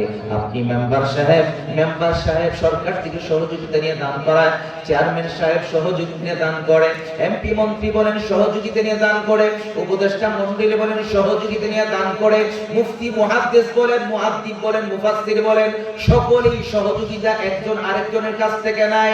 কেউ সচক্ষে একেবারে সচল হয়ে পৃথিবীতে চলতে পারে না। যিনি ডাক্তার, উনি যদি সুস্থ হয় নিজের চিকিৎসা নিজে করতে পারে না, আরেকজন ডাক্তারের শরণাপন্ন হতে হয়। কথা ঠিক কিনা? যেই নাপি চুল কাটে সেলুনের মধ্যে, সে নিজের চুল নিজে কাটতে পারে না, ঠিক কিনা বলেন? সে আরেকজনের দ্বারস্থ হতে হয়। মুমিন, পৃথিবীর যত মানুষ আছে সবাই একজনের সহযোগিতা ছাড়া আরেকজন চলতে পারে না। তাকে সহযোগিতা কেমনে করায়? যখন 10 মাস 10 দিন পরে সন্তানটা জমিনে আসলো, তখন সর্বপ্রথম আযানটা শোনালো আরেকজন। গোসলটাও নিজের গোসলটা নিজে করাইতে পারি নাই, ওই গোসলটাও আরেকজন করাইয়া দিয়েছে। কথা বলেন ঠিক কিনা? আমার জন্মের পরে গোসলটাও আরেকজন আমাকে করালো, আমার জন্মের পরে আমার মা আমাকে দুধ পান করালো, নিজের খাবারটা আমি মুখে তুলে খেতে পারি না। আমার জবান দিয়া, জবান আছে, হাত আছে, কিন্তু তুলে খাওয়ার মতো ক্ষমতা আমার নাই। আমার মা কুলে পাইরা ওই দুধ পান করানোর জন্য কাছে নিছে, মুখটা লাগানোর পরে আমি সন্তান তখনও বুঝি না এটা কি। মা দেওয়ার পরে 2 একবার দেওয়ার পরে বুঝতে পারলাম এটা খাবার। তার মানে জমিনে আসার পরও অন্যের সহযোগিতা ছাড়া চলতে পারি নাই। আমার গোসল আমি নিজে দিতে পারি নাই, আমার কাপড়টা আমি নিজে পরিধান করতে পারি নাই, আমার কাপড়টা অন্যকে পরিধান করাইয়া দিয়েছে। আমি আস্তে আস্তে করে বসতে যখন পারি না, আমার আপনজনেরা, আমার মায়েরা, আমার বাবারা আস্তে করে বসালো, আমার সন্তান বসতে পারে কিনা একটু দেখি, বসালো, আবার পড়ে যায়, আবার বসায়, আবার পড়ে যায়, আবার বসায়, আবার পড়ে যায়। এরকম ভাবে বসা শিখলাম। আমি যখন আস্তে করে দাঁড়াইতে পারি, আবার পড়ে যায়। মা আমার হাতটা ধরে দাঁড় করাইছে, আবার পড়ে যায়, বাবা আমার দাঁড় করাইছে। অন্যের সহযোগিতা ছাড়া চলতে পারি নাই। যখন আমি বড় হলাম, জ্ঞান তো আল্লাহ তাআলা দিয়েছেন, শিক্ষা দিবিকে উস্তাদের মক্তবের কাছে, ইমাম সাহেবের কাছে পাঠাইলাম আমাকে শিক্ষা দেওয়ার জন্য। আলিফ বা তা সা শিক্ষা অর্জন করলাম। আপনি পৃথিবীতে যে কোনো কাজ করেন সহযোগিতা লাগে। এই মুদ্রা দক্ষিণ পাড়া যাবে মসজিদের উদ্যোগের মাহফিলে, সুন্নি মহাসম্মেলনে আশেকের দল, আমরা সবাই সহযোগিতা ছাড়া চলতে পারি না। একজন যিনি তার কোনো সহযোগিতার প্রয়োজন হয় না, একবার আওয়াজ করে বলেন ডান হাতটা তুলে তিনি কে? আরো জোরে বলেন কে? সে আল্লাহর কোনো সহযোগিতার প্রয়োজন নাই। কথা বলেন প্রয়োজন। এই জন্য বলা হয় আল্লাহ আমার রব, এই রবি আমার সব, দমে দমে তনু মনে তারি অনুভব। সবকিছুর দায়িত্ব যিনি নেন তিনি হচ্ছেন রব। জোরে কোন সুবহানাল্লাহ। সূরা ফাতিহার সর্বপ্রথম আয়াত কি? আলহামদুলিল্লাহি, সবাই বলেন না আলহামদুলিল্লাহি রাব্বিল আলামিন। সমস্ত প্রশংসা আল্লাহর জন্য, যিনি বিশ্ব জগৎ সমূহের প্রতিপালক। বিশ্ব জগৎ সমূহের প্রতিপালক। আমাদের এলাকার মানুষ তো কোরআন ও হাদিসের আলোচনা একটু শুনতে একটু দুর্বলতা আসে, কিন্তু বাংলাদেশের যে কোনো প্রান্তে আলহামদুলিল্লাহ কোরআন ও হাদিসকে গ্রহণ করে বেশি। আমাদের এটা পরিবর্তন হওয়া দরকার। কোরআন ও হাদিসের সাথে সম্পর্ক যার আছে সে হলো প্রকৃত মুসলমান। কারণ চলার জন্য আল্লাহ রাসূল দুটো জিনিস আমাদেরকে দিয়ে গেছেন, মা তারাকতু ফীকুম আমরাইনে লান তাদিল্লু মা তামাসসাকতুম বিহিমা কিতাবাল্লাহি ওয়া সুন্নাতা রাসূলিল্লাহ। কোরআন পড়লে, কোরআনের আলোচনা করলে যদি বলে যে দুর্বলতা, ঘুম আসে, মনে করবেন যে আপনি ঈমান ও মুসলমান থেকে আপনার অনেক দূরত্ব আপনার চলে গেছে, ঈমানের নূর আপনার কমে গেছে। কারণ আল্লাহ বলছেন যেখানে কোরআন তেলাওয়াত হয় তখন তার ঈমান বাড়ে। আমার কথা না, কার কথা? আল্লাহর কথা। কিন্তু আমাদের কাছে কোরআন বললে যেন আমাদের জন্য মানে আস্তে করে খারাপ আসে, ঘুম আসে। এই ট্রেডিশন থেকে আমাদেরকে বেরিয়ে আসতে হবে। এই ট্রেডিশনের নাম মুসলমান নয়। এগুলো থেকে যতদিন পর্যন্ত বেরিয়ে আসতে না পারবেন ততদিন পর্যন্ত মাহফিল আপনাদের কাছে ভালো লাগবে না। কারণ কোরআনকে রেখে দিয়েছি, একটা দিন কোরআন তেলাওয়াত আমরা করি না, একটা দিন আমাদের কোরআন তেলাওয়াত হয় না। আজকে বলতে পারবেন কয়জন ইমাম সাহেবরা বাদে আপনারা কয়জন আছেন যারা আমাকে হাত তুলে বলতে পারেন যে হুজুর আমি কোরআন তেলাওয়াত করছি আজকে? বলেনি মজলিসের ভিতরে? জীবন তো সব চলে, রিজিক চলতেছে, আমার কাজ চলতেছে, সংসার চলতেছে, ব্যবসা চলতেছে, চাকরি চলতেছে। একটা মানুষ বলেন তো দেখি যে আমার আজকে কোরআন তেলাওয়াত আমি করেছি? নাই তো। তো ভালো লাগবে কি করে? হাদিস, নবীর লক্ষ লক্ষ হাদিস, একটা হাদিস জীবনে পড়ে দেখলাম, নিজে পড়িও নাই, নিজে শুনতেও চাই। তো নবীজির কথাগুলো কি মূল্যবান নাকি অমূল্যবান? মূল্যবান না? তো আমি তো দুনিয়ার সবকিছু দেখি, নাটকের নাট্য দেখি, গায়িকার গায়কী দেখি, নাচনেওয়ালার নাচ দেখি, দুনিয়ার সবকিছু আমি পর্যালোচনা করি, কোনটা ভালো কোনটা মন্দ। কিন্তু আল্লাহর হাবিব যেহেতুগুলো হাদিস বলে গেলেন, আমি তো মুসলমানের সন্তান, আমার সেই জীবনটা কোথায় কাটালাম? একটা রাসূলুল্লাহর হাদিস তো আমি বাংলাতেও পড়ে দেখলাম। একটা মুসলমান এখানে আছেন, বলেন তো দেখি নবীজির ভ্রু মুবারক কেমন ছিল? বলতে পারবেন? নবীজির চুল মুবারক কতটুকু রাখছেন, কয়টা প্রকারের চুল রাখছেন? বলতে পারবেন না।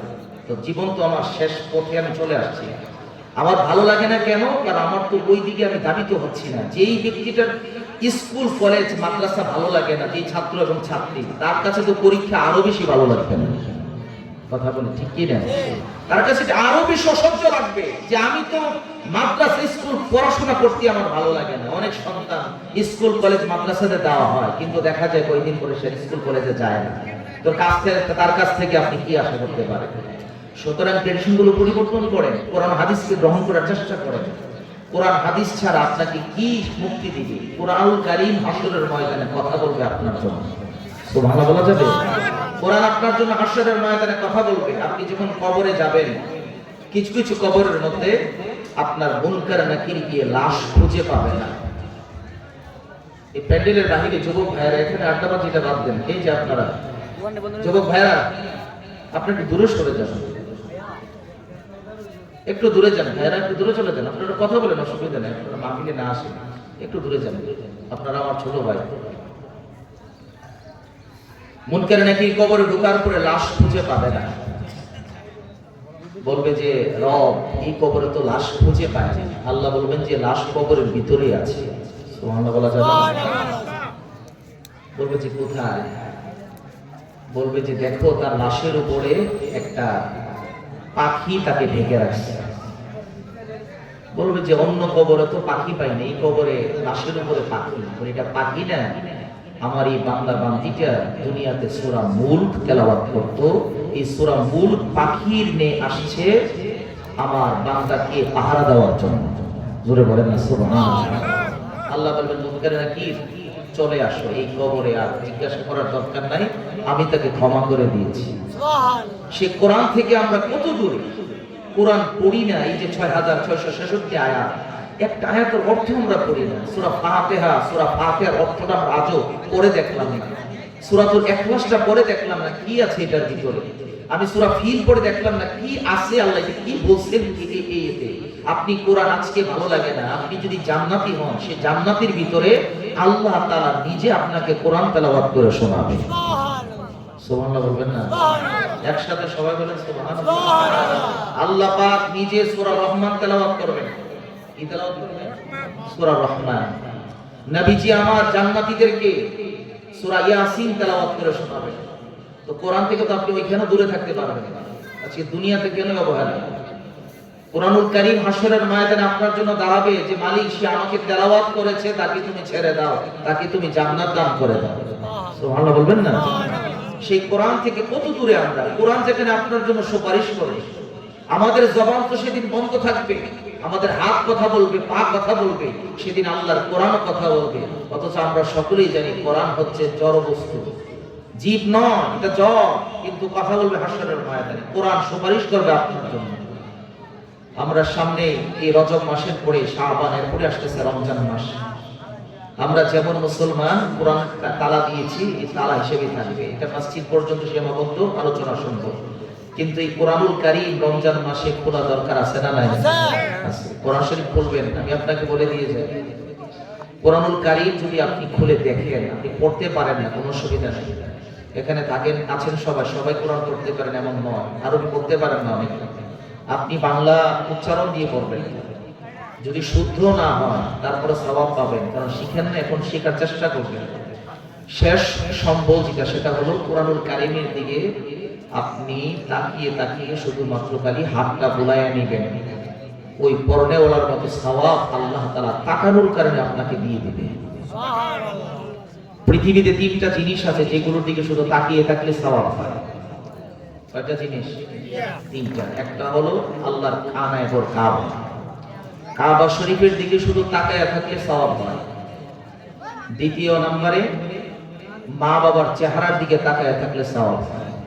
কিছু বলা লাগবে না, শুধু তাকায় আছেন রহমতের নজরে, আপনার আমল নামায় সওয়াব দিতে হবে। তিন নাম্বার হলো আল্লাহর কোরআনের দিকে তাকায় থাকলে সওয়াব হয়। কয়টা আয়াত আছে কোরআনুল কারীমের ভিতরে? খুঁজেও দেখলাম না, পরেও দেখলাম না। বলেন তো কয়টা সূরা আছে কোরআনে? আপনারা বলেন না কয়টা সূরা আছে কোরআনুল কারীমে? কয়টা সূরা আছে বলতে পারেন না? 114টা। কয়টা? ওই পিছনে 14 ভাই বলছে কয়টা সূরা? 114টা সূরা আছে। সূরা বাকারা দিয়ে শুরু, সূরা নাস দিয়ে শেষ। শেষের 10টা সূরাও যদি আপনি না পড়েন, নামাজ পড়েন কিভাবে? বেতের নামাজে দোয়ায়ে কুনুত লাগে কিনা? এখন আমি যদি জিজ্ঞাসা করি, ভাই মাহফিল বহু শুনছেন, বক্তা বড় বড় আইনা, কিন্তু আমার নিজের জীবনের চেষ্টা কি করলাম এই মাহফিলের ভিতরে দোয়ায়ে কুনুত আমরা প্রয়োজনে পারি? আমি আপনাদেরকে বলি, দোয়ায়ে কুনুত পারেন না, বেতের নামাজ তো পড়তেছেন, বেতের নামাজ নফল নাকি ওয়াজিব? বেতের নামাজ কি ওয়াজিব? ওয়াজিব তরফ হলো, দোয়ায়ে কুনুত হলো না, বেতের নামাজ থেকে আপনি বঞ্চিত হয়ে গেলেন। আমি আপনাদেরকে একটা মাসআলা বলে যাই, মনে রাখবেন মাসআলাটা। যদি কেউ দোয়ায়ে কুনুত না পারেন, শিখতে হবে, শেখার চেষ্টা হলেও করতে হবে। যতদিন দোয়ায়ে কুনুত না পারেন ততদিন পর্যন্ত কোরআনুল কারীমের একটা আয়াত পড়বেন। ইমাম সাহেব হুজুর যখন দ্বিতীয় রাকাত থেকে উঠে সূরা ফাতিহা পড়ে সূরা ইখলাস তেলাওয়াত করে, করার পরে যখন হাতটা উঠে আবার আল্লাহু আকবার বলে, তখন দোয়ায়ে কুনুত পড়ার সময় এটা ইমাম সাহেব পড়তে হবে, মুসল্লিরাও পড়তে হবে। যদি আপনি না পারেন, যতদিন না শিখতে পারেন, ততদিন এই আয়াতটা আপনি পড়বেন। রব্বানা যালামনা আনফুসানা ওয়া ইল্লাম তাগফির লানা ওয়া তারহামনা লানাকুনান্না মিনাল খাসিরিন। এই আয়াতটা মুনাজাতে সব সময় বলা হয়। এরে মুমিন, এই আয়াতটা পড়ে দোয়া কুনুত না যতদিন পড়তে পারেন এটা পড়বেন, তারপর আপনার বেতের নামাজটা হয়ে যাবে। সুবহানাল্লাহ পড়ে এটা পারা যাবে ইনশাআল্লাহ। রব্বানা যালামনা আনফুসানা ওয়া ইল্লাম তাগফির লানা ওয়া তারহামনা লানাকুনান্না মিনাল খাসিরিন। দোয়ায়ে কুনুত যতদিন পারেন না এই আয়াতটা পড়বেন, আল্লাহ তাআলার বেতের নামাজ কবুল করে নেবেন। সুবহানাল্লাহ পড়েন। শেষের 10টা সূরা পারেন না, নামাজ পড়েন কিভাবে? আমার তো বুঝে আসে না রে মুমিন। এত বছর কাটাইয়া দিলাম, 60 বছর 70 বছর পার হয়ে গেল, সূরা ফিল থেকে সূরা নাস পর্যন্ত শিখার মতো ক্ষমতা আমার হলো না। কিন্তু আল্লাহ রাসূল বলেন, তোমাকে ব্যবসা দিয়ে গেলাম সেটা না, তোমাকে দিয়ে গেলাম আমি রাসূলুল্লাহ দুটো জিনিস। একটা হলো আমার কিতাব, আল্লাহর কিতাব কোরআন, আর একটা হলো আমার সুন্নাত। এই দুটো জিনিসকে যারা আঁকড়ে ধরবে তারা কখনো পথভ্রষ্ট হবে না। মাহফিল কেন ভালো লাগে না? কোরআন হাদিস তো আমি মানি না, কোরআন হাদিসের ধারে কাছে আমি নাই। কেন মসজিদে জুমার দিন যখন মুয়াজ্জিন ইমাম সাহেব আযান দেয়, তখন দেখা যায় যখন ইমাম সাহেব একেবারে খুতবা শেষ করার পর আল্লাহু আকবার বলবে, তখন গিয়া যুবক ভাইরা পিছনে দাঁড়ায় আল্লাহু আকবার বলে, আবার সালাম ফিরানোর সাথে সাথে মুনাজাত না করে যুবকরা চলে যায়। কেন এই অবস্থাটা হলো রে মুসলমান? এর কারণ হলো রে, কোরআন হাদিস বাদ দিয়া যুবক ভাই আমরা মোবাইলকে আপন বানিয়ে ফেলেছি। কথা বলেন ঠিক কিনা? কোরআন হাদিসকে বাদ দিয়া যুবক ভাই মোবাইলকে আপন বানালাম। হ্যাঁ, জীবনের প্রয়োজনে মোবাইল ফোন চালাইতে হবে, এটা মুঠোফোন আপনার জীবনের প্রয়োজন। আমার সাথে আজকে যোগাযোগ করা হলো মোবাইল ফোনে, দাওয়াত কমপ্লিট করা হলো মোবাইল ফোনে, দাওয়াত দেওয়া হলো মোবাইলে, আজকে খোঁজ খবর নেওয়া হলো মোবাইলে, কয়টার সময় আমার সময় বলা হলো মোবাইলে। এমনি ভাবে সব কিছু মোবাইল ফোনে চলে, কিন্তু এটা অতিরিক্ত করা যাবে না। কুরআনুল কারীম পড়তে হবে, এটা সন্তান আপনার জন্য, আমার জন্য, সকলের জন্য হলো ফরজ। তলাবুল ইলমি ফারিদাতুন আলা কুল্লি মুসলিমিন ওয়া মুসলিমাতিন, এটা শুধু হুজুরদের জন্য ফরজ না, বরং আল্লাহর বান্দা বান্দি যারা ইলম অর্জন করা সকলের জন্য ফরজ। আপনি আপনার সন্তান স্কুলে পড়ুক, অসুবিধা নাই, কিন্তু স্কুলে পড়ার পাশাপাশি আল্লাহর কোরআনটাকে আপনাকে পড়ানো, সন্তানকে শিখাইতে হবে, এটা আপনার দায়িত্ব। আপনি যদি মনে করেন আমার সন্তান বড় স্কুলে পড়ে, বড় ভার্সিটিতে পড়ে, কোরআনের দায়িত্ব আপনি নিলেন না, হাসরের ময়দানে আপনি অভিভাবক হিসেবে আল্লাহর দরবারে আসামি হয়ে যাবেন। আল্লাহ বলবে, ও তুমি তো বাবা ছিলা, মা ছিলা, তোমার সন্তানকে কেন কোরআন শিক্ষা দিলা না? কোরআন শিখাও ছেলে মেয়েকে, ওহে মুসলমান, জান কবজের সময় তোমার হইবে রে আশা। জোরে বলেন সুবহানাল্লাহ। মরণের সময় বড় যন্ত্রণা। আমার রাসূল বলেছেন, একটা জীবন্ত বকরিকে যদি ঝুলানো হয়, আপনি এখন সুস্থ মানুষ, আপনার চামড়াটা যদি আপনার ছিলায়, তাহলে কেমন অবস্থা হবে? একটা সুই দিয়ে যদি আপনাকে আঘাত করা হয়, সহ্য করতে পারি না। একটা পায়ের মধ্যে কাঁটা বিঁধলে সহ্য করতে পারি না। চোখের ভিতরে যখন আমাদের ময়লা পড়ে, কতক্ষণে ময়লাটা বের করব, চোখ লাল হয়ে যায়। এই হলো আমার আপনার জীবন। কিন্তু মুসলমান একটা বার কি চিন্তা করেছে, দুনিয়ার একটু অসুবিধা সহ্য হয় না, আর যে কবরের ভিতরে রাখার পরে যে কর্জ মারবে, ওই কর্জ মারার সাথে সাথে 70 মণ মাটির নিচে চলে যাবে জাহান্নামী। জোরে কর নাউযুবিল্লাহ।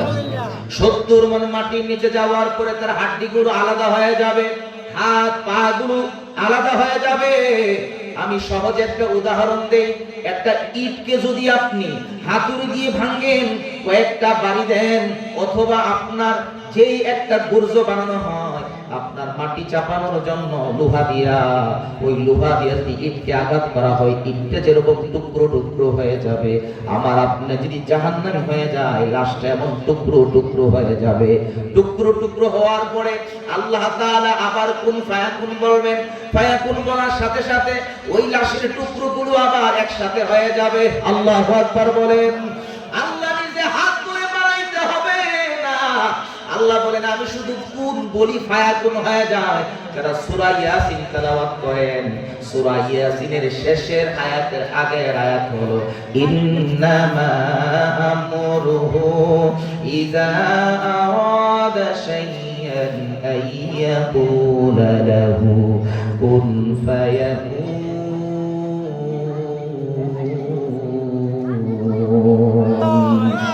আল্লাহ যদি কোনো কিছু ইচ্ছে করেন, শুধু কুন বলে ফায়াকুন হয়ে যায়। তিনি হচ্ছেন আমার রব, আপনার রব। কেমন রবের বান্দা একবার খেয়াল করেন। ওই টুকরোগুলো একসাথে করলেন, আবার গুর্জ মারবেন, আবার 70 মণ মাটির নিচে, আবার মারবে, আবার 70 মণ মাটির নিচে, কিয়ামত পর্যন্ত আযাব কবরে চলতে থাকবে। কিন্তু সেই কবরের খবর নাই। চিন্তা করছি মরবো তো একদিন, চলেই যাব, কিছুই মনে হবে না। কিন্তু এটা জীবন নয়, মুসলমানের জীবন এটাকে বলা হয় না। মুসলমানের জীবন হলো আল্লাহর কুদরতি কদমে সাজদা দিয়া রবের সন্তুষ্টি অর্জন করা। আজকে মসজিদে মুসল্লি নাই, মাহফিলে শ্রোতা নাই, ইসলামিক কোন কাজে মুসলমানকে খুঁজে পাওয়া যায় না। অথচ আমি প্রাউড ফিল করি যে আমি মুসলিম, আমি গর্ববোধ করি। আপনি মুসলমান হিসেবে কি গর্ববোধ করার কারণ আছে? মুসলমানের ঘরে জন্ম নিলেই কি মুসলমান হওয়া যায়? মুসলমানের ঘরে বহুজন সন্তান নাস্তিক হয়ে গেছে, মুসলমানের ঘরে জন্ম নিয়ে মন্দিরে গিয়ে প্রসাদ খেয়েছে, মুসলমানের ঘরে জন্ম নিয়ে আল্লাহর নাফরমানি করতেছে, মুসলমানের ঘরে জন্ম নিয়ে রাসূলুল্লাহর বিরোধিতা করতেছে। এই সবের পরেও যদি আপনি বলেন যে আমি মুসলমান, আপনার প্রতি ধিক্কার, আপনি এখনো পরিপূর্ণ মুসলমান হতে পারেন নাই। আমি যদি পাঞ্জাবিটা বানিয়েছি, আমার পাঞ্জাবির একটা হাতা যদি না দেওয়া থাকতো, আজকে একটা হাতা নিয়ে যদি পাঞ্জাবিটা পরে আসতাম, আমাকে বলতো হুজুর আপনি এটা কি পরলেন, আপনারা হাসাহাসি করতেন যে এটা পূর্ণাঙ্গ হলো না, এটা কাপড়টা বানানোটা পূর্ণাঙ্গ হয় নাই। একটা কাপড়ের হাতা না থাকলে যেমন হাসাহাসি করেন, আপনি না মুসলমান হইয়া আপনি নামাজ পড়েন না, আপনি রোজা রাখেন না, আপনাকে দেখে দেখে শয়তানও হাসতেছে। কথা বলেন ঠিক কি না? শয়তান আপনাকে দেখে হাসে যে আমার দেখো আমি তাকে আমার দলে নিয়ে আসছি, আমি যেমন নামাজি না, আমি যেমন নাফরমানি করি, আমি বান্দাকেও নাফরমানি করায় ছাড়ছি, সেও নামাজ পড়বে না, রোজা রাখবে না, তো আমি শয়তানের সাথে হুবহু মিলে গেছে, শয়তান খুশি হয়ে গেছে। এই গোলাম আজকে আপনারা বলেন আমরা কি শয়তানকে খুশি করব না আমার রবকে খুশি করব? আরো জোরে বলেন। আমার রবকে খুশি করতে গেলে নামাজ পড়তে হবে। নামাজের ভিতরে আল্লাহর সন্তুষ্টি বেশি, নামাজের ভিতরে সবচাইতে আল্লাহর জিকির বেশি। আল্লাহ কোরআনুল কারীমে জানায়া দিলেন আল্লাযীনা ইয়াযকুরুনাল্লাহা কিয়ামান ওয়া কুউদান ওয়া আলা জুনুবিহিম। আল্লাহ বলেন তুমি আমার জন্য দাঁড়িয়ে তুমি জিকির করবা, নামাজ পড়বা। তুমি দাঁড়াইতে পারো না, তুমি বসে নামাজ পড়বা।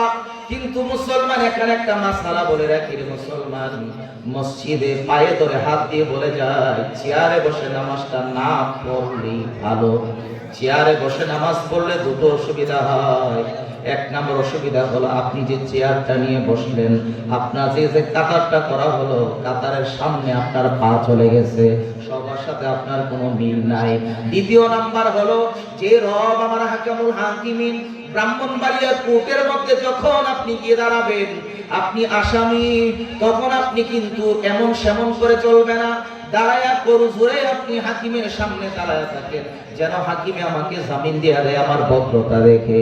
আল্লাহর দরবারে যখন আসামি হয়ে আসলাম, সেখানে চেয়ার মানায় না, আপনি না পারলে নিচে বসে নামাজ পড়েন। আর যদি নাও পারেন, মুমূর্ষ অবস্থা, আপনি ঘরের ভিতরে শুয়ে শুয়ে ইশারা দিয়া নামাজ পড়েন।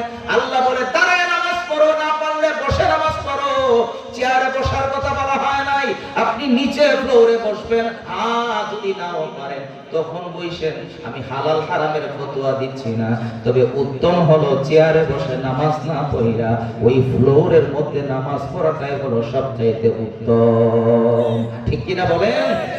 এখন আপনি আসেন, নামাজের মধ্যে দাঁড়াইলে কেমনি আল্লাহর জিকিরটা বেশি হয়? এই মাহফিলের মধ্যে হয়তো ধরেন আমি 5 মিনিট জিকির করলাম, এখন আমি সুবহানাল্লাহ আলহামদুলিল্লাহ বলছি, এটা জিকির। কারণ আল্লাহর হাবিব বলছেন সবচেয়ে দামি জিকির হলো 4টা। কয়টা জিকির? 1 নম্বর জিকিরের নাম হলো সুবহানাল্লাহ, জিকিরের নাম কি? এরপরে দ্বিতীয় নম্বর জিকিরের নাম হলো আলহামদুলিল্লাহ, 3 নম্বর জিকিরের নাম হলো লা ইলাহা ইল্লাল্লাহ, 4 নম্বর জিকিরের নাম হলো আল্লাহু আকবার। এবার আপনারা বলেন এই 4টা জিকির আমাদের জীবনে করার দরকার আছে না? একবার আওয়াজ করে বলেন প্রথম জিকিরের নাম কি? সুবহানাল্লাহ। 1 নম্বর জিকিরের নাম কি? সবাই একসাথে বলেন তো সুবহানাল্লাহ। হয়তো এখন অনেক চুপ আছে, মহব্বতে বলেন সুবহানাল্লাহ। যারা মহব্বত দিয়ে বলছেন, আসমান থেকে জমিন পর্যন্ত যতটুকু জায়গা ফাঁকা আছে এই মুহূর্তে আল্লাহ নেট দিয়ে ভরপুর করে দিয়েছে। এবার একবার বলেন, জোরে বলেন আলহামদুলিল্লাহ। যারা মহব্বত দিয়ে বলছেন আলহামদুলিল্লাহর মধ্যে 8টা হরফ আছে। কয়টা হরফ? 8খানা জান্নাতের দরজা আপনার জন্য আল্লাহ হাশরের ময়দানে উন্মুক্ত রাখবেন। সুবহানাল্লাহ। 3 নাম্বার জিকির বলেন লা ইলাহা ইল্লাল্লাহ। বলেন তো লা ইলাহা ইল্লাল্লাহ। সর্বোত্তম জিকির হলো লা ইলাহা ইল্লাল্লাহ। এরপরে 4র্থ নাম্বার জিকির হলো আল্লাহু আকবার। একটু জবান খুলে পড়েন আল্লাহু আকবার। আল্লাহর ওলিরা এই জিকিরগুলো আমাদেরকে শিখায়া দিয়ে গেছেন। সুবহানাল্লাহ ওয়ালহামদুলিল্লাহ লা ইলাহা ইল্লাল্লাহ। বলেন সুবহানাল্লাহ ওয়ালহামদুলিল্লাহ লা ইলাহা ইল্লাল্লাহ হাসবি রাব্বি জাল্লাল্লাহ মা ফি কলবি গায়রুল্লাহ হাসবি রাব্বি জাল্লাল্লাহ মা ফি কলবি গায়রুল্লাহ নূর মুহাম্মদ সাল্লাল্লাহ বলেন নূর মুহাম্মদ সাল্লাল্লাহ লা ইলাহা ইল্লাল্লাহ সুবহানাল্লাহ ওয়ালহামদুলিল্লাহ লা ইলাহা ইল্লাল্লাহ। একটু জবান খুলে পড়েন আল্লাহু আকবার। এই চারটা জিকিরের দাম সবচাইতে বেশি। এই চারটা জিকির বেশি করবেন। আপনি যখন ফরজ নামাজ শেষ করবেন, জিকির করবেন সুবহানাল্লাহ, আলহামদুলিল্লাহ, লা ইলাহা ইল্লাল্লাহ, আল্লাহু আকবার, চারটা জিকির করবেন। জুমার দিন আগে আসছেন, আগে এসে বসে কথা বলবেন না, এই চারটা জিকির করবেন। আমার রাসূল বলছে মসজিদগুলো জান্নাতের বাগান, এই মসজিদে বসে চারটা জিকির করবা। কেউ যদি মসজিদে বসার পরে কেউ যদি গিয়ে বাধা দেয়, কেউ যদি গিয়ে কথা বলে তোমাকে বাধার সম্মুখীন করে, কেউ যদি কথা বলে তোমাকে জিকির থেকে সরাতে চায়, তাহলে স্থানটা তুমি ত্যাগ করে অন্য জায়গায় গিয়ে বসবা। যেন তোমার স্থানে বসলে তোমার অসুবিধা হয়, স্থানটা ত্যাগ করে অন্য জায়গায় বসে জিকির করবা। এরপরে জিকির হলো আপনার তেলাওয়াতে কোরআন, এই জিকিরগুলোর পরে এরপরে জিকিরের দামি জিকির হলো আল্লাহ পাকের কোরআন তেলাওয়াত। আপনারা বলেন এই মাহফিলের ভিতরে যতগুলো কোরআন তেলাওয়াত করেছি, আগামীকাল মাহফিল হবে না, এই জমিনের মধ্যে কোরআন তেলাওয়াত এই জায়গায় হবে না, কিন্তু আপনারা বলেন এই মসজিদে কোরআন তেলাওয়াত হবে কি হবে না? ওই মসজিদে যখন আমি আপনাকে দাঁড়ানোর পরে সর্বপ্রথম আমি দাঁড়িয়ে বললাম ইন্নী ওয়াজ্জাহতু ওয়াজহিয়া লিল্লাযী ফাতারাস সামাওয়াতি ওয়াল আরদা হানিফা ওয়া মা আনা মিনাল মুশরিকিন। আল্লাহু আকবার। এই দোয়াটা বাবা অনেকে জানি না, আমি আপনাদেরকে লজ্জা দেওয়ার জন্য বলি না, শিখানোর জন্য বলতেছি। কারণ আমি মুসলমানের সন্তান, আপনিও মুসলমানের সন্তান, আমাকে কবরে যাইতে হবে, আপনাকেও যাইতে হবে, ঠিক কিনা বলেন? কেউ দুনিয়া থাকার জন্য আসি নাই, কারণ দুনিয়াটা হলো মুসাফির খানা। আমরা যখন মাহফিলে যাই সিলেটে, মাহফিল শেষ করে কত তাড়াতাড়ি বাড়ি আসবো চিন্তার ভিতরে থাকি। আমি যখন চট্টগ্রামে মাহফিলে যাই, চট্টগ্রাম থেকে কখন আসবো, চাঁদপুরে মাহফিলে গেলাম কিছুদিন আগে, চাঁদপুর থেকে কখন বাড়ি আসবো, মনের মধ্যে একটা পেরেশানি থাকে, এটার নাম হলো মুসাফির। এই মুসাফির খানার মধ্যে ঘরের টেনশন থাকবে না, এই মুসাফির খানার মধ্যে বাচ্চার টেনশন বেশি করা যাবে না, সংসারের টেনশন বেশি করা যাবে না। এই মুসাফির খানায় টেনশন করতে হবে একটা জায়গার, ওই জায়গাটার নাম হলো কবর, ঠিক কিনা বলে? এ দুনিয়ায় সবাই পর, কবর যে তোর আসল ঘর। এই দুনিয়ায় সবাই কবর যে তোর আসল ঘর, কেমনে তাই থাকিবি পরে শুধুই মাটির বিছানা। চিন্তা করে দেখো না কবরে কি যাইবা না, চিন্তা করে দেখো না কবরে কি যাইবা না। যেই কবরে আল্লাহ ছাড়া বন্ধু কেহ থাকবে না, যেই কবরে নবী ছাড়া বন্ধু কেহ থাকবে না। চিন্তা করে দেখো না কবরে কি যাইবা না। জোরে বলেন আল্লাহু আকবার। আজকে দক্ষিণ পাড়া জামে মসজিদের মুসলমান আওয়াজ করে বলেন আমাদের আসল ঘরের নাম কি? মহাপতে বলেন নাম কি? দুনিয়ার বিল্ডিং আমাদের আসল ঘর না, আসল ঘরের নাম হলো কবর। গরিবের জন্য 3.5 হাত, ধনীর জন্য 3.5 হাত, ঠিক কিনা বলেন? একেবারে কোটিপতির জন্য 10 হাতের কবর খনন করা হবে না। একটা রিকশা চালকের জন্য 3.5 হাত, 1000 কোটি টাকার মালিকের জন্য 3.5 হাত। এটা হলো আমার আল্লাহর বিধান, রাসূলুল্লাহর তরিকা। এখন প্রশ্ন হলো নামাজে দাঁড়ালাম, এই যে আমি দোয়াটা পড়ার পরে ইন্নী ওয়াজজাহতু ওয়াজহিয়া লিল্লাযী ফাতারাস সামাওয়াতি ওয়াল আরদা হানিফা ওয়া মা আনা মিনাল মুশরিকিন বলার পরে নামাজে দাঁড়াইলাম। নামাজে দাঁড়ানোর পরে আমি আল্লাহর দিকে মুতাওয়াজ্জহ হইলাম, আল্লাহর দিকে মুহতাজ হয়ে নামাজ পড়লাম। পৃথিবীতে যত ইবাদত আছে, রোজা বলেন, হজ বলেন, যাকাত বলেন, সকল ইবাদতে অন্যের সাথে কথা বলা যায়। আমি ওয়াজ করতেছি, আপনাদের সাথে আমি কথা বলতেছি। আমি রোজা রাখলাম, রোজার ভিতরেও একজন আর একজনের সাথে কথা বলা যায়, ঠিক কিনা বলেন? যাকাত দিলাম, যাকাতের সময় কথা বলা যায়। হজ করতে গেলাম, হজের সময় কথা বলা যায়। দান সদকা করলাম, কথা বলা যায়। সকল ইবাদতে কথা বলা যায়। একটা ইবাদতে আল্লাহ ছাড়া আর কারোর সাথে কথা বলা যায় না। ওই ইবাদতটার নাম হলো নামাজ। জোরে বলেন আল্লাহু আকবার। এবার এই জন্য আমার নবী বলেছেন কালিমার পরে সর্বপ্রথম হলো নামাজ, ঠিক কিনা বলেন? কালিমার পরে যত ইবাদত আছে, দামি ইবাদতের নাম হলো নামাজ। এই নামাজের ভিতরে কারোর সাথে কোনো কথা বলা যায় না। মা বড় আপন, বাবা বড় আপন, স্ত্রী বড় আপন, সন্তান বড় আপন। রোজা রাখলাম, সন্তানকে কোলে নিয়ে চুমু খাওয়া যায়, ঠিক কিনা বলেন? যারা হজে যায়, বহু বাবা আছে রে, সন্তানকে কাঁধে নিয়ে তাওয়াফ করে, দেখা যায় কি যায় না? সন্তানকে কাঁধে নিয়ে বলে লাব্বাইক আল্লাহুম্মা লাব্বাইক লা শারীকা লাকা লাব্বাইক ইন্নাল হামদা ওয়ান নি'মাতা লাকা ওয়াল মুলক লা শারীকা লাক।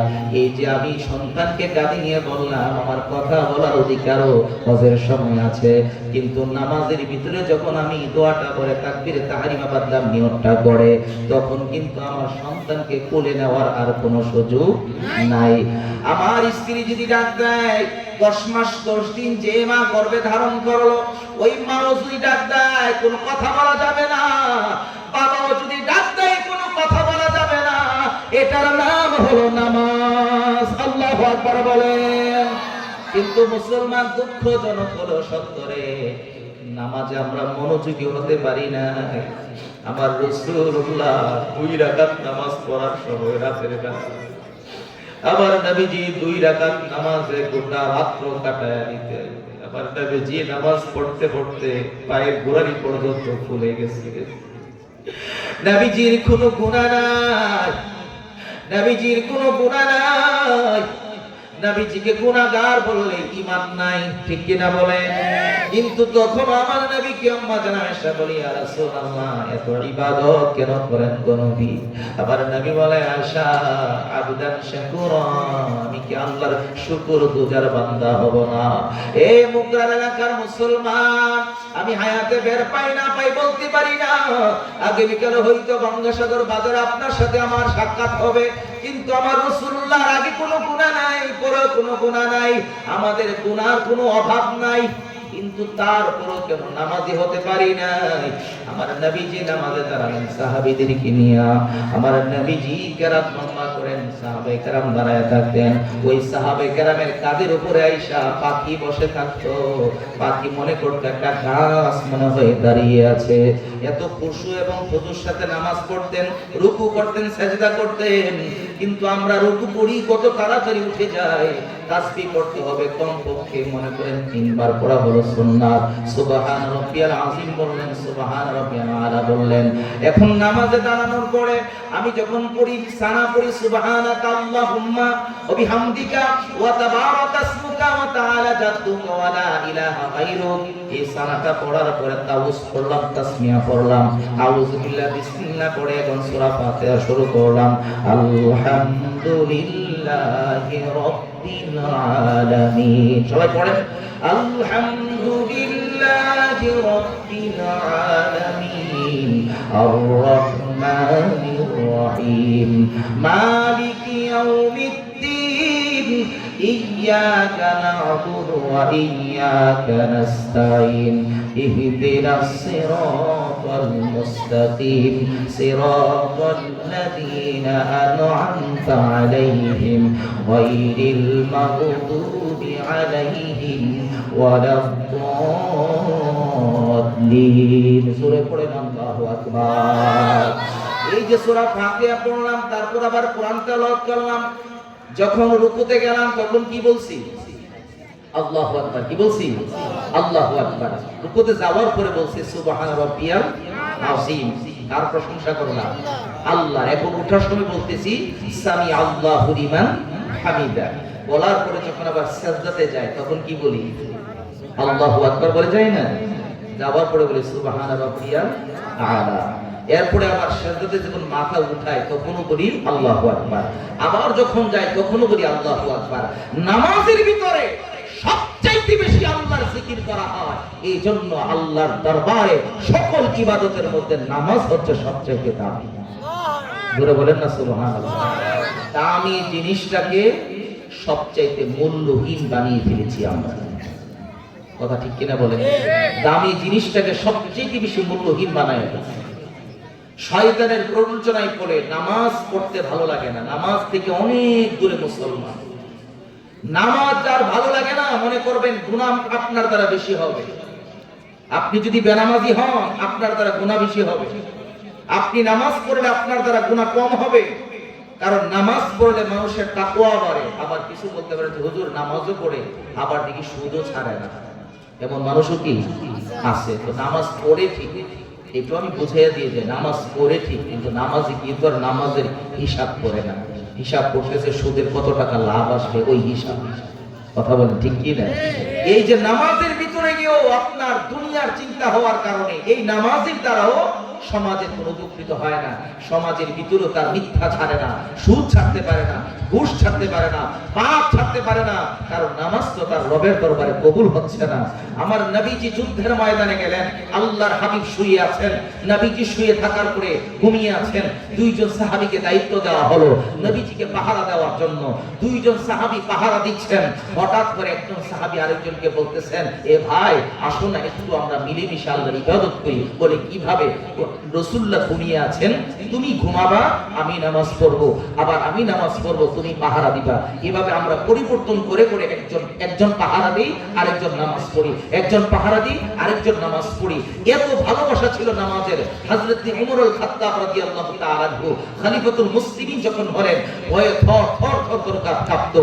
এখন তো মানুষ মুরব্বিরে ভয় পায় না, আলেমদেরকে ভয় পায় না। যুব সমাজ সবাই না, অনেক যুব সমাজ আছে আলেমদেরকে দেখে ইজ্জত করতে পারে না, মুরব্বিদেরকে ইজ্জত করতে পারে না। কিন্তু হযরত ওমরের আমলে একেবারে ঘরের মহিলা থেকে শুরু করে সবাই ভয় পাইতো। একদিন হযরত ওমর বের হলেন রাস্তা দিয়ে রাতের বেলা, ঘরের ভিতরে একটা ঝগড়ার আওয়াজ পাচ্ছেন। ওই ঘরের ভিতরে আপনার মা এবং মেয়ের মধ্যে ঝগড়া হচ্ছে। মা ডেকে বলে, আয় তোমাকে যে কাজটা করতে বলছি তুমি করো। মেয়ে বলে যে না আমি এটা পারবো না। ওমর এসে পড়তে পারে। জোরে বল সুবহানাল্লাহ। মা ডেকে বলে, মেয়ে তুমি কাজটা করো। বলে আমি পারবো না। বলে কেন? আমি মা বলছি না। তো মা বললো অন্যায় কাজ করা যাবে না। বাবা মাও যদি বলে অন্যায় কাজ করতে, আল্লাহর বিরুদ্ধে কথা বলতে, এটা কখনো বলা যাবে না। কারণ আল্লাহ হচ্ছে আগে, এরপরে হচ্ছে মা বাবা। কথা ঠিক কিনা বলেন? এখন কি নিয়ে ঝগড়া বলেন? এই ঝগড়াটা হলো দুধের মধ্যে পানি মিশানোর জন্য।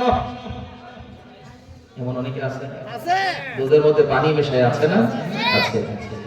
মেয়ে বলে না মা পারবো না, কারণ হযরত ওমর যদি আয়েশা দেখে আমাকে মেরে ফেলবে, আপনাকেও মেরে ফেলবে। ওমর এত রাতে আসবে কোন জায়গা থেকে? অথচ হযরত ওমর দরজার মধ্যে দাঁড়িয়ে আছে। সুবহানাল্লাহ। দরজার মধ্যে দাঁড়াইয়া সব শুনতেছে, কিন্তু কোনো আওয়াজ করে না। মা বলে দুধের মধ্যে পানি মিশাও। মেয়ে বলে না আমি পানি মিশাইতে পারবো না। এ মা, ওমর যদিও না থাকে গো মা, এই গভীর রজনীতে কেউ যদি না দেখে, দেখে একজন, তিনি কে? আর হুজুর আওয়াজ করে বলেন তিনি কে? আল্লাহ দেখতেছেন না। ওমর দেখার দরকার নাই, আমি দুধের মধ্যে পানি মিশাইতে পারবো না। ওই মেয়ের কথাটা শুনি না, চোখের পানি ছেড়ে ছেড়ে হযরতে ওমর ওই মসজিদে নববীর মধ্যে গিয়ে কইরে ওই মেয়েটাকে খবর দিয়া কালকে আনবা। মেয়েটাকে আনা হলো, বলা হলো রে কালকে রাত্রে কি ঘটনা হলো? বলে মা বলতেছে আমি দুধের মধ্যে পানি মিশানোর জন্য আমি মিশাই নাই, কারণ আমি আল্লাহকে ভয় করি। কারণ আল্লাহকে ভয় করে যারা আল্লাহর বন্ধু হয়ে যায় তারা। সূরা সুবহানাল্লাহ। ওলি আল্লাহ এমনি হওয়া যায় না, বন্ধু এমনিতে হওয়া যায় না।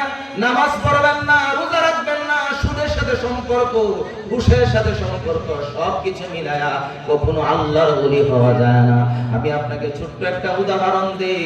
মাসিহাতার পীর সাহেব হুজুর, যিনি আজকে থেকে 300 বছর আগে আসছেন, ওনার নাম হলো কুতুবুর রহমান রহমাতুল্লাহি আলাইহি।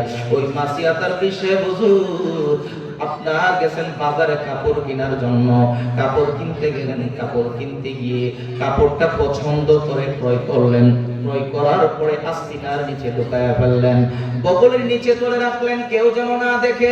লোকজন যারা ছিল দোকানে জিজ্ঞাসা করে, হুজুর এই কাপড়টা এতক্ষণ পর্যন্ত সবাই দেখাইলেন, কিন্তু এখন কেন বগলের নিচে রাখে দিলেন?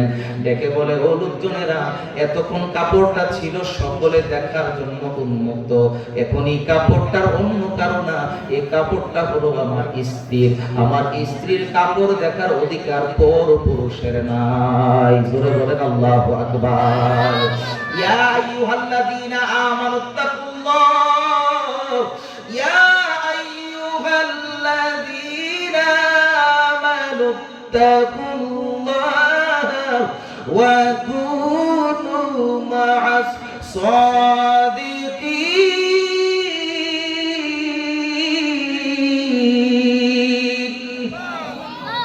নামাজের বাহিরে যখন আপনি চলেন, নামাজের বাহিরে আসার পরে নামাজ কখন কাজ দিবে? যখন নামাজে দাঁড়ালেন, আপনি নামাজে যথার্থভাবে দাঁড়িয়ে নামাজ পড়লেন, আল্লাহর দিকে খেয়াল করে, তখন নামাজতে বের হওয়ার পরে আপনার দ্বারা কখনো সুদ খাওয়া হবে না, ঘুষ খাওয়া হবে না, মিথ্যা কথা আপনি বলবেন না। কিন্তু নামাজের ভিতরে হলো সব বলো, কারণ নামাজ পড়ি দুনিয়ার সব খেয়াল নিয়ে নামাজ পড়ি। এখন নামাজ থেকে বের হলাম, নামাজ থেকে বের করে সুদের সাথে সম্পৃক্ত হলে নামাজটা বরবাদ হয়ে যায়। আপনি ঘুষ খাইলেন, নামাজটা বরবাদ হয়ে যায়। জানা করলেন, নামাজটা বরবাদ হয়ে গেল। আপনি সকল ইবাদত করলেন, কিন্তু আপনি গুনার কাজে লিপ্ত রইলেন। এই মুসাফির খানার মধ্যে কেউ শান্তিতে থাকে না। এই জন্য আমি বলি, মুমিনের বন্ধু হবে কম, মুনাফিকের বন্ধু হবে বেশি। আজকে গোটা পৃথিবীতে দেখেন, আমেরিকার পাওয়ার কম না বেশি? সবাই বলে না কম না বেশি? ডোনাল্ড ট্রাম্প যে ট্রাজেডি কায়েম করতেছে বাংলার এই সারা পৃথিবীতে, আপনি মনে করেন আমেরিকার পাওয়ার? সে বলতেছে যে কয়েকবার এই দুনিয়া উড়াইয়া দেওয়ার ক্ষমতা তার আছে। গোটা দুনিয়াটাকে সে কয়েকবার ধ্বংস করার ক্ষমতা আমেরিকার আছে। তার ঘোষণা, এই ক্ষমতা সে দেখাচ্ছে, কিন্তু এই ক্ষমতার পরেও মুসলমান রাষ্ট্রগুলো আজকে এক হতে পারে না। মুসলমান রাষ্ট্রগুলো আজও বিভক্ত। আরব বিশ্ব এক থেকে আপনার বিশ্বের মুসলমান বিভিন্ন দিকে দৌড়াদৌড়ি করছে, বিভিন্ন পথের মতের পথিক হয়ে চলাফেরা করছে। এইভাবে চলতে চলতে দেখা যায় মুসলমান কারোর সাথে কারো কোনো সম্পর্ক নাই। আমরা চলছি এক পথে, অন্যজন এক পথে।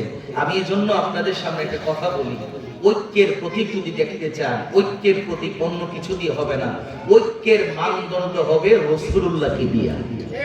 কথা বলেন না? ঐক্যের মানদণ্ড হবে নারে রিসালাত দিয়ে। নারে তাকবীর যেখানে থাকবে, নারে রিসালাতও থাকবে। ঠিক কি না বলেন? আজকে দুঃখজনক হলে বলতে হয়, নির্বাচন সবাই করবে, এ নিয়ে আমি রাজনীতির কোনো কথা বলবো না, কিন্তু কিছু একটা অন্যের পাইলেই যেভাবে আমরা গলাবাজি করি। মাওলানা মুফতি গিয়াসউদ্দিন তাহিরি সাহেবের একটা বিষয় নিয়ে সারা দেশের মধ্যে তোলপাড়, যে উনি ব্যাংক থেকে আমানতের থেকে সুদ খান। এটা পুরো মোটামুটি মিডিয়াতে ভাইরাল। একটা কথা আপনাদেরকে বলি, নির্বাচনের যে হলফনামা, এই হলফনামার মধ্যে শেয়ার, বন্ড, শেয়ার, তারপরে বিভিন্ন 5টা জিনিস মিলিয়ে আপনার আয় কত আসে, টাকাটা জমা থেকে এটা আসে। যারা শেয়ার মার্কেটে ব্যবসা করেছেন, প্রাইমারি এবং সেকেন্ডারি দুইটা ব্যবসা আছে, একটা হলো প্রাইমারি আর একটা হলো সেকেন্ডারি। ওই ব্যবসা থেকে যদি আয় হয়, এটা অ্যাকাউন্টে জমা হয়। এখন টাকাটা উনি কি ইসলামী ব্যাংকে রেখেছেন নাকি আদারওয়াইজ অন্য কোনো ব্যাংকে রেখেছেন সেটা কিন্তু আমরা জানি না, মিডিয়াও জানে না। কিন্তু ইসলামী ব্যাংকে যদি রাখা হয় সেটাকে বলা হয় মুনাফা, কিন্তু কেউ সুদ বলে না। ইসলামী ব্যাংকে যদি কোনো লভ্যাংশ আসে তখন এটাকে বলা হয় মুনাফা। আদারওয়াইজ অন্যান্য ব্যাংকে এটাকে ইন্টারেস্ট বা বাংলাতে সুদ বলা হয়। তো বাংলাদেশ যদিও আমাদের মুসলমানদের দেশ, কিন্তু অন্য ধর্মের লোক থাকার কারণে বা আমাদের সেই সৌদি আরব আরব দেশে যে ইসলামিক আইন আছে ওই আইনে কিন্তু আমাদের বাংলাদেশ চলে না। আরব দেশের মধ্যে চুরি করলে হাত কাটে, আপনার কোরআনের বিধান অনুযায়ী চলে, কিন্তু আমাদের দেশ কি এমন ভাবে চলে না। আমাদের দেশে একটা সংবিধান আছে, সেই সংবিধান মধ্যে চলে। তো ওই সংবিধানের আলোকে আপনার হলফনামা যে করা হয়েছে সেখানে সুদ শব্দটা আছে, ও সবার পরে। তো সুদ শব্দটা সবার পরে থাকার পরেরটাকে কাছে টেনে এনে বলা হলো যে তিনি আমানত থেকে আপনার কিছু টাকা সুদের টাকা অ্যাকাউন্টে জমা হয়েছে, এই বলে ওনাকে একেবারে বুঝাই হয়েছে যে উনি সুদ খান, সুদের সাথে উনি জড়িত। এখন ইসলামী ব্যাংকে মুনাফা আসলে আলেম ওলামারা যারা আছে তারা রায় দিয়েছে ইসলামী ব্যাংকে মুনাফা হয়, এটা সুদ হয় না। তো ওনাটা ইসলামী ব্যাংকও থাকতে পারে, অন্যান্য ব্যাংকও থাকতে পারে, কিন্তু আমি না জেনে কেন একজনের বিরুদ্ধে প্রপাগান্ডা ছড়াবো? এটা নিছক একটা আপনার জুলুম ছাড়া আর কিছুই না। কথা বলে ঠিক কি না? একজন মানুষের উপরে আপনি আপনার দলের নাই হতে পারে, আপনার পক্ষের মানুষ তাহিরি সাহেব না হতে পারে, কিন্তু আপনি এই বলি কি একটা মিথ্যা অপবাদ চাপিয়ে দিবেন। বিশেষ করে বাংলাদেশের যতগুলো মিডিয়া ছিল অধিকাংশ মিডিয়া এটাকে এভাবে প্রচার করেছে যে আমানত রেখে সুদ খান বা সুদের টাকা জমা হয়েছে গিয়াসউদ্দিন তাহিরি হুজুরের এই অ্যাকাউন্টে। এই কথাটার মাধ্যমে সারা বাংলাদেশ সয়লাভ হয়ে গেল। যারা বাতিল ফেরকার আলেমেরা তারাও কিছু প্রতিবাদ করেছে যে না, তার উপর এইভাবে মিথ্যা অপবাদ দেওয়া যাবে না। কিন্তু আমার স্বাধীন সোনার বাংলাদেশের সাংবাদিকদেরকেও বলি, কারো ব্যাপারে কোনো তথ্য না জেনে বা পরিপূর্ণ তথ্য না নিয়ে মানুষকে বিভ্রান্ত করা, এর হিসাব হাসরের ময়দানে একদিন দিতে হবে। কথা বলে ঠিক কি না? এই ধরনের সাংবাদিকদেরকে হাসরের ময়দানে হিসাব দিতে হবে। আপনি যদি পুরোটা না জানেন, জেনে তারপরে সংবাদ প্রচার করবেন। আপনি সংবাদ প্রচার করতে গিয়ে একজন আলেমের সাথে কটাক্ষ করবেন, সে যেই দলের আলেম হোক না কেন। আমি মনে করি আলেমদের একটা সম্মান আছে। ইহুদিরা যখন মুসলমানদেরকে আপনার ফিলিস্তিনে মেরেছে তখন কিন্তু আকীদা দেখে মারে নাই, মুসলমান হিসেবে মেরেছে। কে কোন আকীদা লালন করে সেটা দেখে কিন্তু ইসরাইল মারে নাই, একমাত্র দেখেছে তারা নামাজি, তারা মুসলমান, তাদেরকে আঘাত করেছে। আজকে সুন্নি মুসলমান আপনাদেরকে বলি, আমাদের উপরে যদি কোনো জুলুম হয়, অত্যাচার হয়, আজকে 16 মাসের ভিতরে 113টা মাজারে হামলা হয়েছে, 113টা মাজারে আক্রমণ করা হয়েছে। এই বলে মাজারওয়ালারা কিন্তু এই দেশ থেকে চলে যায় নাই, এই মাজারওয়ালারা কিন্তু এই দেশটা ছেড়ে চলে যায় নাই।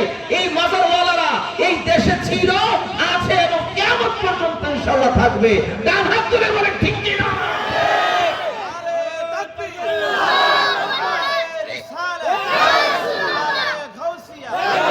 দক্ষিণ মুগরার সুন্নি মহাসম্মেলন আল্লামা মুফতি জুবায়ের আহমদ ফাতি বিন হুসাইন সাহেব। মাজারওয়ালারা এই দেশে ইসলাম এনেছে, ওনাদের পক্ষে আমরা আছি তো ইনশাআল্লাহ। কথা বলেন আছি তো ইনশাআল্লাহ। কারো ব্যাপারে জুলুম করা যাবে না। আমার ব্যাপারে যদি না জেনে কেউ একটা মিথ্যা অপবাদ দেয়, আপনার ব্যাপারে যদি একটা মিথ্যা অপবাদ দেয়, এটাও কবিরা। এটা কি কবিরা? এগুলো করা যাবে না। এরা মানে যা যেমনি পারতেছে কথা বলতেছে, যে যেমনি পারতেছে চলতেছে, এটা তো ভাই ইসলাম না। ইসলামের মধ্যে তো কোনো ত্রুটি নাই। Islam is the complete code of love. ইসলাম হলো একটা পূর্ণাঙ্গ জীবন ব্যবস্থা। আমি আপনাদেরকে শেষ কথাটুকু শর্ট করে বলি, খেয়াল করবেন। আল্লাহ তাআলার কোনো ত্রুটি আছে? সবাই কথা বুঝেন না? আল্লাহর কোনো ভুল আছে? আল্লাহর কোনো ত্রুটি আছে? আল্লাহ পাকের যেমন কোনো ত্রুটি নাই, ত্রুটি থেকে মুক্ত আমার রাসূলুল্লাহ সকল ত্রুটি থেকে মুক্ত। জোরে বলেন না সুবহানাল্লাহ। ও গো কামলিওয়ালা তুমি মদিনাওয়ালা, ও গো কামলিওয়ালা তুমি মদিনাওয়ালা, তোমারি জন্যে জগত উজালা, কামলিওয়ালা তুমি মদিনাওয়ালা। বলেন কামলিওয়ালা তুমি মদিনা। জবানটা খুলে বলেন, তোমারি জন্য জন্যে জগত উজালা, কামলিওয়ালা তুমি মদিনাওয়ালা, ও গো কামলিওয়ালা তুমি মদিনাওয়ালা। তুমি নূরের নবী, তুমি ধ্যানের ছবি, মারহাবা বলবেন না? তুমি নূরের নবী, তুমি ধ্যানের ছবি, নূরে মুজাসসাম তুমি সাল্লে আলা, কামলিওয়ালা তুমি মদিনাওয়ালা, ও গো কামলিওয়ালা তুমি মদিনাওয়ালা। তোমারি জন্যে জগত উজালা, কামলিওয়ালা তুমি মদিনাওয়ালা, ও গো কামলিওয়ালা তুমি মদিনাওয়ালা। ডান হাতটা উঁচু করে পড়েন ইয়া রাসূলুল্লাহ, আরো জবান খুলে পড়েন ইয়া রাসূলুল্লাহ। এখন আখিরি কালাম আপনাদের সাথে বলি। প্রধান বক্তা আমার যে পরে যিনি আসছেন, আমার শ্রদ্ধাভাজন, উনি চলে আসবেন।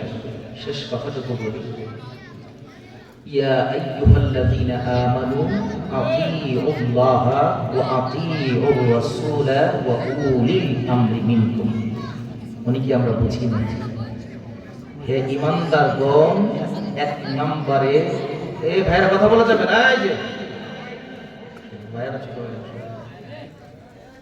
ইয়া আইয়ুহাল্লাযীনা আমানু, হে ঈমানদারগণ, আতিউল্লাহ আল্লাহর আনুগত্য করো। দ্বিতীয় নম্বরে আল্লাহ বললেন আতিউর রাসূল, রাসূলের আনুগত্য করো। তিন নম্বরে বললেন ওয়া উলিল আমরি মিনকুম, তোমাদের মধ্যে যারা ইসলামের নেতৃত্ব দিবে তাদের আনুগত্য করো, তাদের কথা মানো। এখন আপনারা বলেন, একজন আলিমকে যদি কেউ অনুসরণ করে হক্কানি রাব্বানি, এই আলিম কি নিজের সুন্নত বানিয়েছে না নবীর সুন্নত? নবীর সুন্নত না? একজন পীর সাহেবকে আপনি বায়াত বলেন, সে পীর যা কিছু করছেন যদি হক্কানি পীর হয়, সে পীর মুর্শিদের কাজগুলো আমার রাসূলুল্লাহর কাজ। বড় করে বলেন সুবহানাল্লাহ। অনেকে হয়তো বলে যে পীর মুরিদি নাই, এগুলো বিদআত, এগুলো শিরক, এগুলোর কোনো অবস্থান তৈরি নেই। আমাদের পীর মাশায়েখরা আমাদেরকে 20 রাকাত তারাবির নামাজ শিক্ষা দিয়েছেন। কথা ঠিক আছে কি? কিন্তু আজকে তো রজব মাস, শাবান মাস শুরু হওয়ার পর থেকে দেখবেন ইউটিউবে শয়লা যে তারাবির নামাজ হচ্ছে 8 টাকা। এই বেশি দিন আর বাকি নেই, কয়েকদিন পরেই দেখবেন ইউটিউবে শয়লা আলোচনা তারাবির নামাজ হচ্ছে 8 টাকা। আমাদের কিছু যুবক ভাইয়েরা না বুঝে প্রবাস থেকে আসে, এসে বলে যে হুজুরের নামাজ তো সঠিক হচ্ছে না, নামাজ তো সহিহ হাদিসে 8 টাকা। ওই দিন একজন হুজুর বলতেছে, যে ছেলেটা বলছে সহিহ হাদিস, তো আমি তাকে জিজ্ঞাসা করলাম সহিহ হাদিসটা কি বলো তো দেখি। হুজুর এটা তো বুঝি না। সহিহ হাদিসের কথা বললা, এটা বুঝো না, অথচ সে 8 রাকাতের কথা বলে 8 রাকাত পরে বের হয়ে যায়। আমি আপনাদেরকে দলিল দিব পরে, আজকে দলিলে আকলি দিব। সূরা ফুতুহুল ইরশাদ 20 রাকাত তারাবির নামাজ আদায় করে যদি আল্লাহর ওলি হতে পারে, আমরা 20 রাকাত তারাবি পড়ে আল্লাহর দরবারে বন্ধু হতে পারবো কি পারবো না? সব পারবো কি না? তাহলে সূরা ফুতুহুল ইরশাদে 20 রাকাত তারাবি নামাজ পড়েছেন, হুজুর আসতেছেন, নারে তাকবীর, নারে তাকবীর, নারে রিসালাত, নারে তাকবীর, নারে রিসালাত। ইয়া রাসূলুল্লাহ, প্রধান অতিথির আগমন, শুভেচ্ছা স্বাগতম। প্রধান অতিথির আগমন হযরত মাওলানা মুফতি গাজী সিরাজুল ইসলাম কুদ্দুসী সাহেবের আগমন। আলহামদুলিল্লাহ, আমাদের যিনি আজকের মাহফিলের প্রধান অতিথি, প্রধান মেহমান হুজুর আমাদের মধ্যে এসে পড়েছেন। ইনশাআল্লাহ ধারাবাহিকভাবে হুজুরের আলোচনা করবেন। সকলে বলেন একসাথে মারহাবা। আমাদের প্রধান আলোচক কষ্ট স্বীকার করে এসেছেন অনেক দূর থেকে। উনি আপনাদের সামনে আলোচনা করবেন। আগামী 25শে জানুয়ারি নীলাখাত পরমগাজী রহমতুল্লাহ আলাইহির গরুশ শরীফ, আপনাদের সকলকে দাওয়াত, এবং আমি নিজেও থাকবো ইনশাআল্লাহ। আমি যে কথাটুকু বলছিলাম ভাইয়ের কাছ থেকে, এই কথাগুলো বলে শেষ করছি। আমরা 20 টাকা তারাবি নামাজ পড়ছি, এ নিয়ে যুবক ভাইদেরকে কিছু বিভ্রান্ত করার জন্য লামাজাবিরা উঠে পড়ে লেগেছে। মুরব্বীদের নিয়ে কোনো টেনশন নাই, টেনশন হলো যুবক ভাইদেরকে নিয়ে। কারণ মুরব্বীরা মনে করে যে আমরা 20 টাকা পড়ছি, যত ফতোয়া দেবো এটা 8 টাকা তো হবে না, ঠিক কিনা বলে? যুবক ভাইদেরকে প্রাণ ভরে বলছি, কলিজার ভাইদেরকে বলছি, এই 20 টাকা তারাবির নামাজ নৌকাতে ভেসে ভেসে বাংলাদেশে আসে না। এই 20 টাকা তারাবির নামাজ মক্কা মদিনা থেকে এসেছে। সুবহানাল্লাহ। যদি খলিফাতুল মুসলিমিন হযরতে ওমরকে মানো, তাহলে 20 টাকা তারাবিও মানতে হবে। যারা বলো মক্কা মদিনা মানি, মক্কা মদিনা পীর নাই, বাংলাদেশে পীর কেন? আগে বলি মক্কা মদিনা তো 20 টাকা তারাবি আছে, এটা আগে মানো, তারপরে বাকি কথা বলতেছি। বাইতুল্লাহ শরীফের মধ্যে 20 টাকা তারাবির নামাজ, মসজিদে নববীর ভিতরে 20 টাকা তারাবির নামাজ, পৃথিবীর সবচেয়ে শ্রেষ্ঠ 2টা জায়গায় 20 টাকা তারাবির নামাজ। ওই জায়গাটাকে কেন আজও মানতে পারো না? 20 টাকা তারাবির নামাজ, অথচ বলো আরব দেশে পীর নাই, বাংলাদেশের জন্য পীর মানি না। বলেন তো, নবীজির সাহাবে কেরামের নামের আগে কারো নামে কোনো শাইখ ছিল? কথা বলে, শাইখ ছিল? এখন শাইখের কোনো শেষ নাই। তো নবীর সাহাবে কেরাম শাইখ লাগান নাই, তুমি লাগাও কেন ভাই? শাইখের যে অর্থ আমি গবেষণা করে দেখেছি, শাইখ বলতে একজন পণ্ডিত বা মুরব্বীকে বোঝানো হয়, পীর বলতে একজন মুরব্বীকে বোঝানো হয়। বড় করে বলেন সুবহানাল্লাহ। দুঃখজনক হলো সত্য ভাইয়েরা আমার, ছোট ছোট ছোকরা মানুষও পীর হয়ে যাচ্ছে, একবারে কোচি ছেলেরাও পীর হয়ে যাচ্ছে, নামের আগে পীর, পীরের তরিকো দরবার শরীফ পিছনে। দুঃখজনক হলো এগুলো বলছি কেন জানেন? আল্লামা নুরুল ইসলাম ফারুকী রহমাতুল্লাহ একটা বয়ান শুনেছিলাম শাহজাহানপুর রেলওয়ে মাঠে। উনি বলেছিল যে ভাইয়ের আমার, আমি পীর হতে চাই না, আমি পীরের গোলাম হতে চাই। পীর হওয়াটা বড় না, পীরের গোলামি করাটা হলো বড়। এটা বুঝতে হবে আগে। কচি কচি বাচ্চারা পীর হওয়ার জন্য পাগল, এক পেশার মধ্যে খেলাফত না দেয় আরেক পীরের কাছে দৌড় মারে। এই যে একটা ট্রেডিশন শুরু হলো, মানে পীরানি নিয়ে। আমি যদি জীবনে পীরানি না করি, আমি আপনাকে বলি আমি পীর না ধরেন, আমার আব্বা হুজুর যদি পীরানি করে, আমাকে খেলাফতও দিয়েছেন, কিন্তু কোনো পোস্টারে আমাকে কোনোদিন পীর লাগাইতে দেখছেন? লাগাই। এই সাহসী আমার নাই, এই সাহসী আমার নাই। কারণ পীর লাগানোটা এটা বড় বড় বিষয়, অনেক বড় বিষয়, এটা সহজ বিষয় না। এখন পীর লাগিয়ে আপনি যেটা চাচ্ছেন, কিয়ামত যেদিন হবে, কুল্লু মান আলাইহা ফান ওয়া ইয়াবকা ওয়াজহু রাব্বিকা যুল জালালি ওয়াল ইকরাম, সবকিছু যেদিন ধূলিসাৎ হয়ে যাবে, সেই দিন দুনিয়ার পীরানির লোকত্ব থাকবে না, দরবারও থাকবে না, মসজিদও থাকবে না, কিছুই থাকবে না, সব তো ধ্বংস হয়ে যাবে। হাসরের ময়দানে তখন পরিচয় হবে আপনি জান্নাতি না জাহান্নামী। পীর হওয়ার জন্য প্রতিযোগিতার দরকার নাই, মুমিন হওয়ার প্রতিযোগিতা করেন, ঠিক কিনা বলেন? মুত্তাকি হওয়ার প্রতিযোগিতা করেন, আল্লাহওয়ালা নবীওয়ালা হওয়ার প্রতিযোগিতা করেন। দুনিয়াতে সম্মানিত হওয়ার দরকার নাই, হাসরের ময়দানে সম্মান হওয়া আসল সম্মান। হাসরের ময়দানে যদি আল্লাহ আমাকে জান্নাতি বলে ঘোষণা করে, এটাই হলো আমার আপনার জন্য সবচাইতে বড় পাওয়া, ঠিক আছে কিনা? এমন জীবন গঠন করেন, কাজে লাগবে। দুনিয়ার সম্মান আজ আছে কাল নাই। আমি প্রভাষক, হয়তো ভবিষ্যতে প্রিন্সিপাল, বেঁচে যদি থাকি, যদি হতে পারে, কিন্তু এই লক্ষ্য হাসরের ময়দানে কাজে লাগবে। হাসরের ময়দানে কাজে লাগবে আমি মুসলমান কিনা, আমি মুমিন কিনা, আমি মুত্তাকি কিনা, আমি আল্লাহওয়ালা কিনা, নবীওয়ালা কিনা। সেজন্য আজকের কথাগুলো বাস্তব পরিপ্রেক্ষিতে আপনাদের কাছে বলে গিয়েছি। এলাকার সন্তান হিসেবে এই ট্রেডিশনগুলো বাদ দেন। আপনি নামাজ, সর্বোচ্চ নামাজ হলো আপনার এই জিকির হলো নামাজ, কিন্তু সেই নামাজকে আমরা বানাইছি নফলের মতো, আর মাহফিলে যে কিছু জিকির করা হয় এটারে বানাইছি ফরজের মতো, মানে এটা করতে হবে। নামাজটা ছিল আমার সবচাইতে বড় জিকির, ওইটাকে আমি অবহেলা করি। আর মাহফিলে কিছুক্ষণ জিকির, এটাকে ফরজ মনে করি, এটা না হলে বলো মাহফিলটা পূর্ণাঙ্গ হলো না। আপনি মাহফিলে যদি 10 ঘন্টাও জিকির করেন, এক ওয়াক্ত নামাজের সমান হবে না। কথা বলেন ঠিক কি না? এক ওয়াক্ত নামাজের সমান হবে না। আপনি কোন তরিকায় আছেন, কোন জায়গায় আছেন, আপনি জিকির করেন, আমি জিকিরের বিরুদ্ধে না। তবে নামাজি যারা, তারা যদি জিকির করে মনটা শান্তি লাগে, যে আপনি নামাজি, আপনি মাহফিলে জিকির করেন, কাজে লাগবে বাবা। মাহফিলের জিকির করলে সওয়াব হবে না, এটা কিন্তু আমি বলতেছি না, কিন্তু মাহফিলের জিকিরটাকে যে গুরুত্ব দিচ্ছি আমরা, কিন্তু এর চেয়ে বেশি গুরুত্ব হলো আমার মসজিদের ভিতরে যে আল্লাহর সামনে দাঁড়ায় জিকির। কথা বলেন ঠিক কি না? আল্লাযীনা ইয়াযকুরুনাল্লাহা কিয়ামান ওয়া কুউদান ওয়া আলা জুনুবিহিম। সুতরাং প্রিয় ভাইয়েরা আমার, মা বোনরা যারা আছেন, নামাজি হওয়ার চেষ্টা করে। নামাজি হলে পরকালে মুক্তি আসবে, আল্লাহর বন্ধু হয়ে যেতে পারবো। আমি আপনার সন্তান, আপনাদের সন্তান। আমি মারা গেলে আপনারা হয়তো জানাজায় যাবেন, আপনারা কেউ মারা গেলে আমি সময় থাকতে জানাজাতে আসবো। এটাই হলো আমাদের সম্পর্ক। এই সম্পর্কের মাঝে আমি আপনাদেরকে শুধু এতটুকু শেষ মেসেজ দিচ্ছি, আমার শেষ শুধু ট্রিটমেন্ট এটাই, আমরা নামাজি হতে চাই, আমরা আল্লাহর বান্দা থেকে বন্ধু হয়ে বিদায় নিতে চাই। রাজি আছি ইনশাআল্লাহ? আমাদেরকে নামাজ পড়তে হবে। ডান হাতটা উঁচু করেন, ডান হাতটা উঁচু করেন, বলেন হে আল্লাহ, আমাদেরকে 5 ওয়াক্ত নামাজ পড়া তৌফিক দান করুন, আমিন। ওয়া আখির দাওয়ানা আলহামদুলিল্লাহি রাব্বিল আলামিন। আজকের মাহফিল যারা করেছেন সকলকে আন্তরিক ধন্যবাদ জানাই। যুবক ভাইয়েরা অনেক খেদমত করেছেন, তাদের অনেক কষ্টের ফসল, আমি তাদেরকে মোবারকবাদ জানিয়ে, আমার ভাইজান অনেক দূরে অনেক পেরেশানি করে এসেছেন, ওনার কাছে দোয়া চেয়ে, এবং ইমাম সাহেব হুজুর দীর্ঘক্ষণ আলোচনা পেশ করেছেন, ওনার ইলমে হায়াতে বরকত দান করে।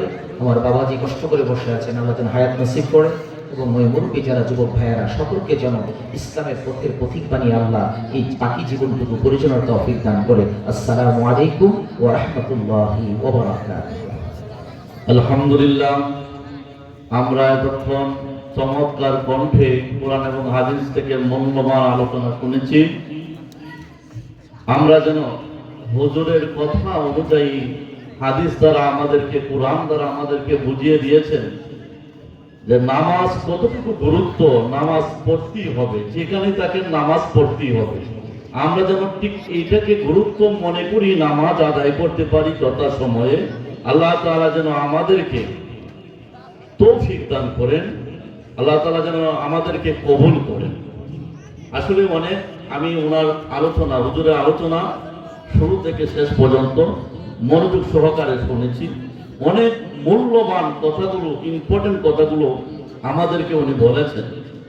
ইনশাআল্লাহ আল্লাহ তাআলা যেন আমাদের সকলকে সে অনুযায়ী জীবন গড়ার তৌফিক দান করেন, সকলে বলে আমিন। এই পর্যায়ে আমাদের সামনে যিনি তাকরীর নিয়ে এসেছেন, অত্যন্ত কষ্ট করে অনেক দূর থেকে যিনি এসেছেন, ঢাকা থেকে অনেক কষ্ট করে জাম জোট অনেক কি করে পেরেশানি হয়ে আমাদের মধ্যে এসেছেন। তো হুজুর এই মুহূর্তে ওনার মূল্যবান আলোচনা পেশ করবেন। আমি হুজুরকে বলবো, হুজুরের মূল্যবান আলোচনা কোরআন এবং হাদিস মোতাবেক ওনার মূল্যবান তাকরীর পেশ করে আমাদেরকে যেন এমনভাবে বলেন যেন আমরা আমল করতে পারি, যে আজকে বললেই শেষ, কালকে আমরা বলে গেলাম, এমন না। যেন আমরা আমাদের জীবনটা পরিবর্তন করে আমলের দিকে যেন আমরা উৎসাহিত হতে পারি। আল্লাহ যেন আমাদের এইভাবে কবুল করেন। এখন আপনাদের সামনে কোরআন এবং হাদিস থেকে মূল্যবান তাকরীর পেশ করবেন হযরত মাওলানা মুফতি গাজী সিরাজুল ইসলাম কুতুবী সাহেব। হুজুরকে হুজুরের মূল্যবান আলোচনা করার জন্য মাহফিল কমিটির পক্ষ থেকে বিশেষভাবে আহ্বান করা যাবে।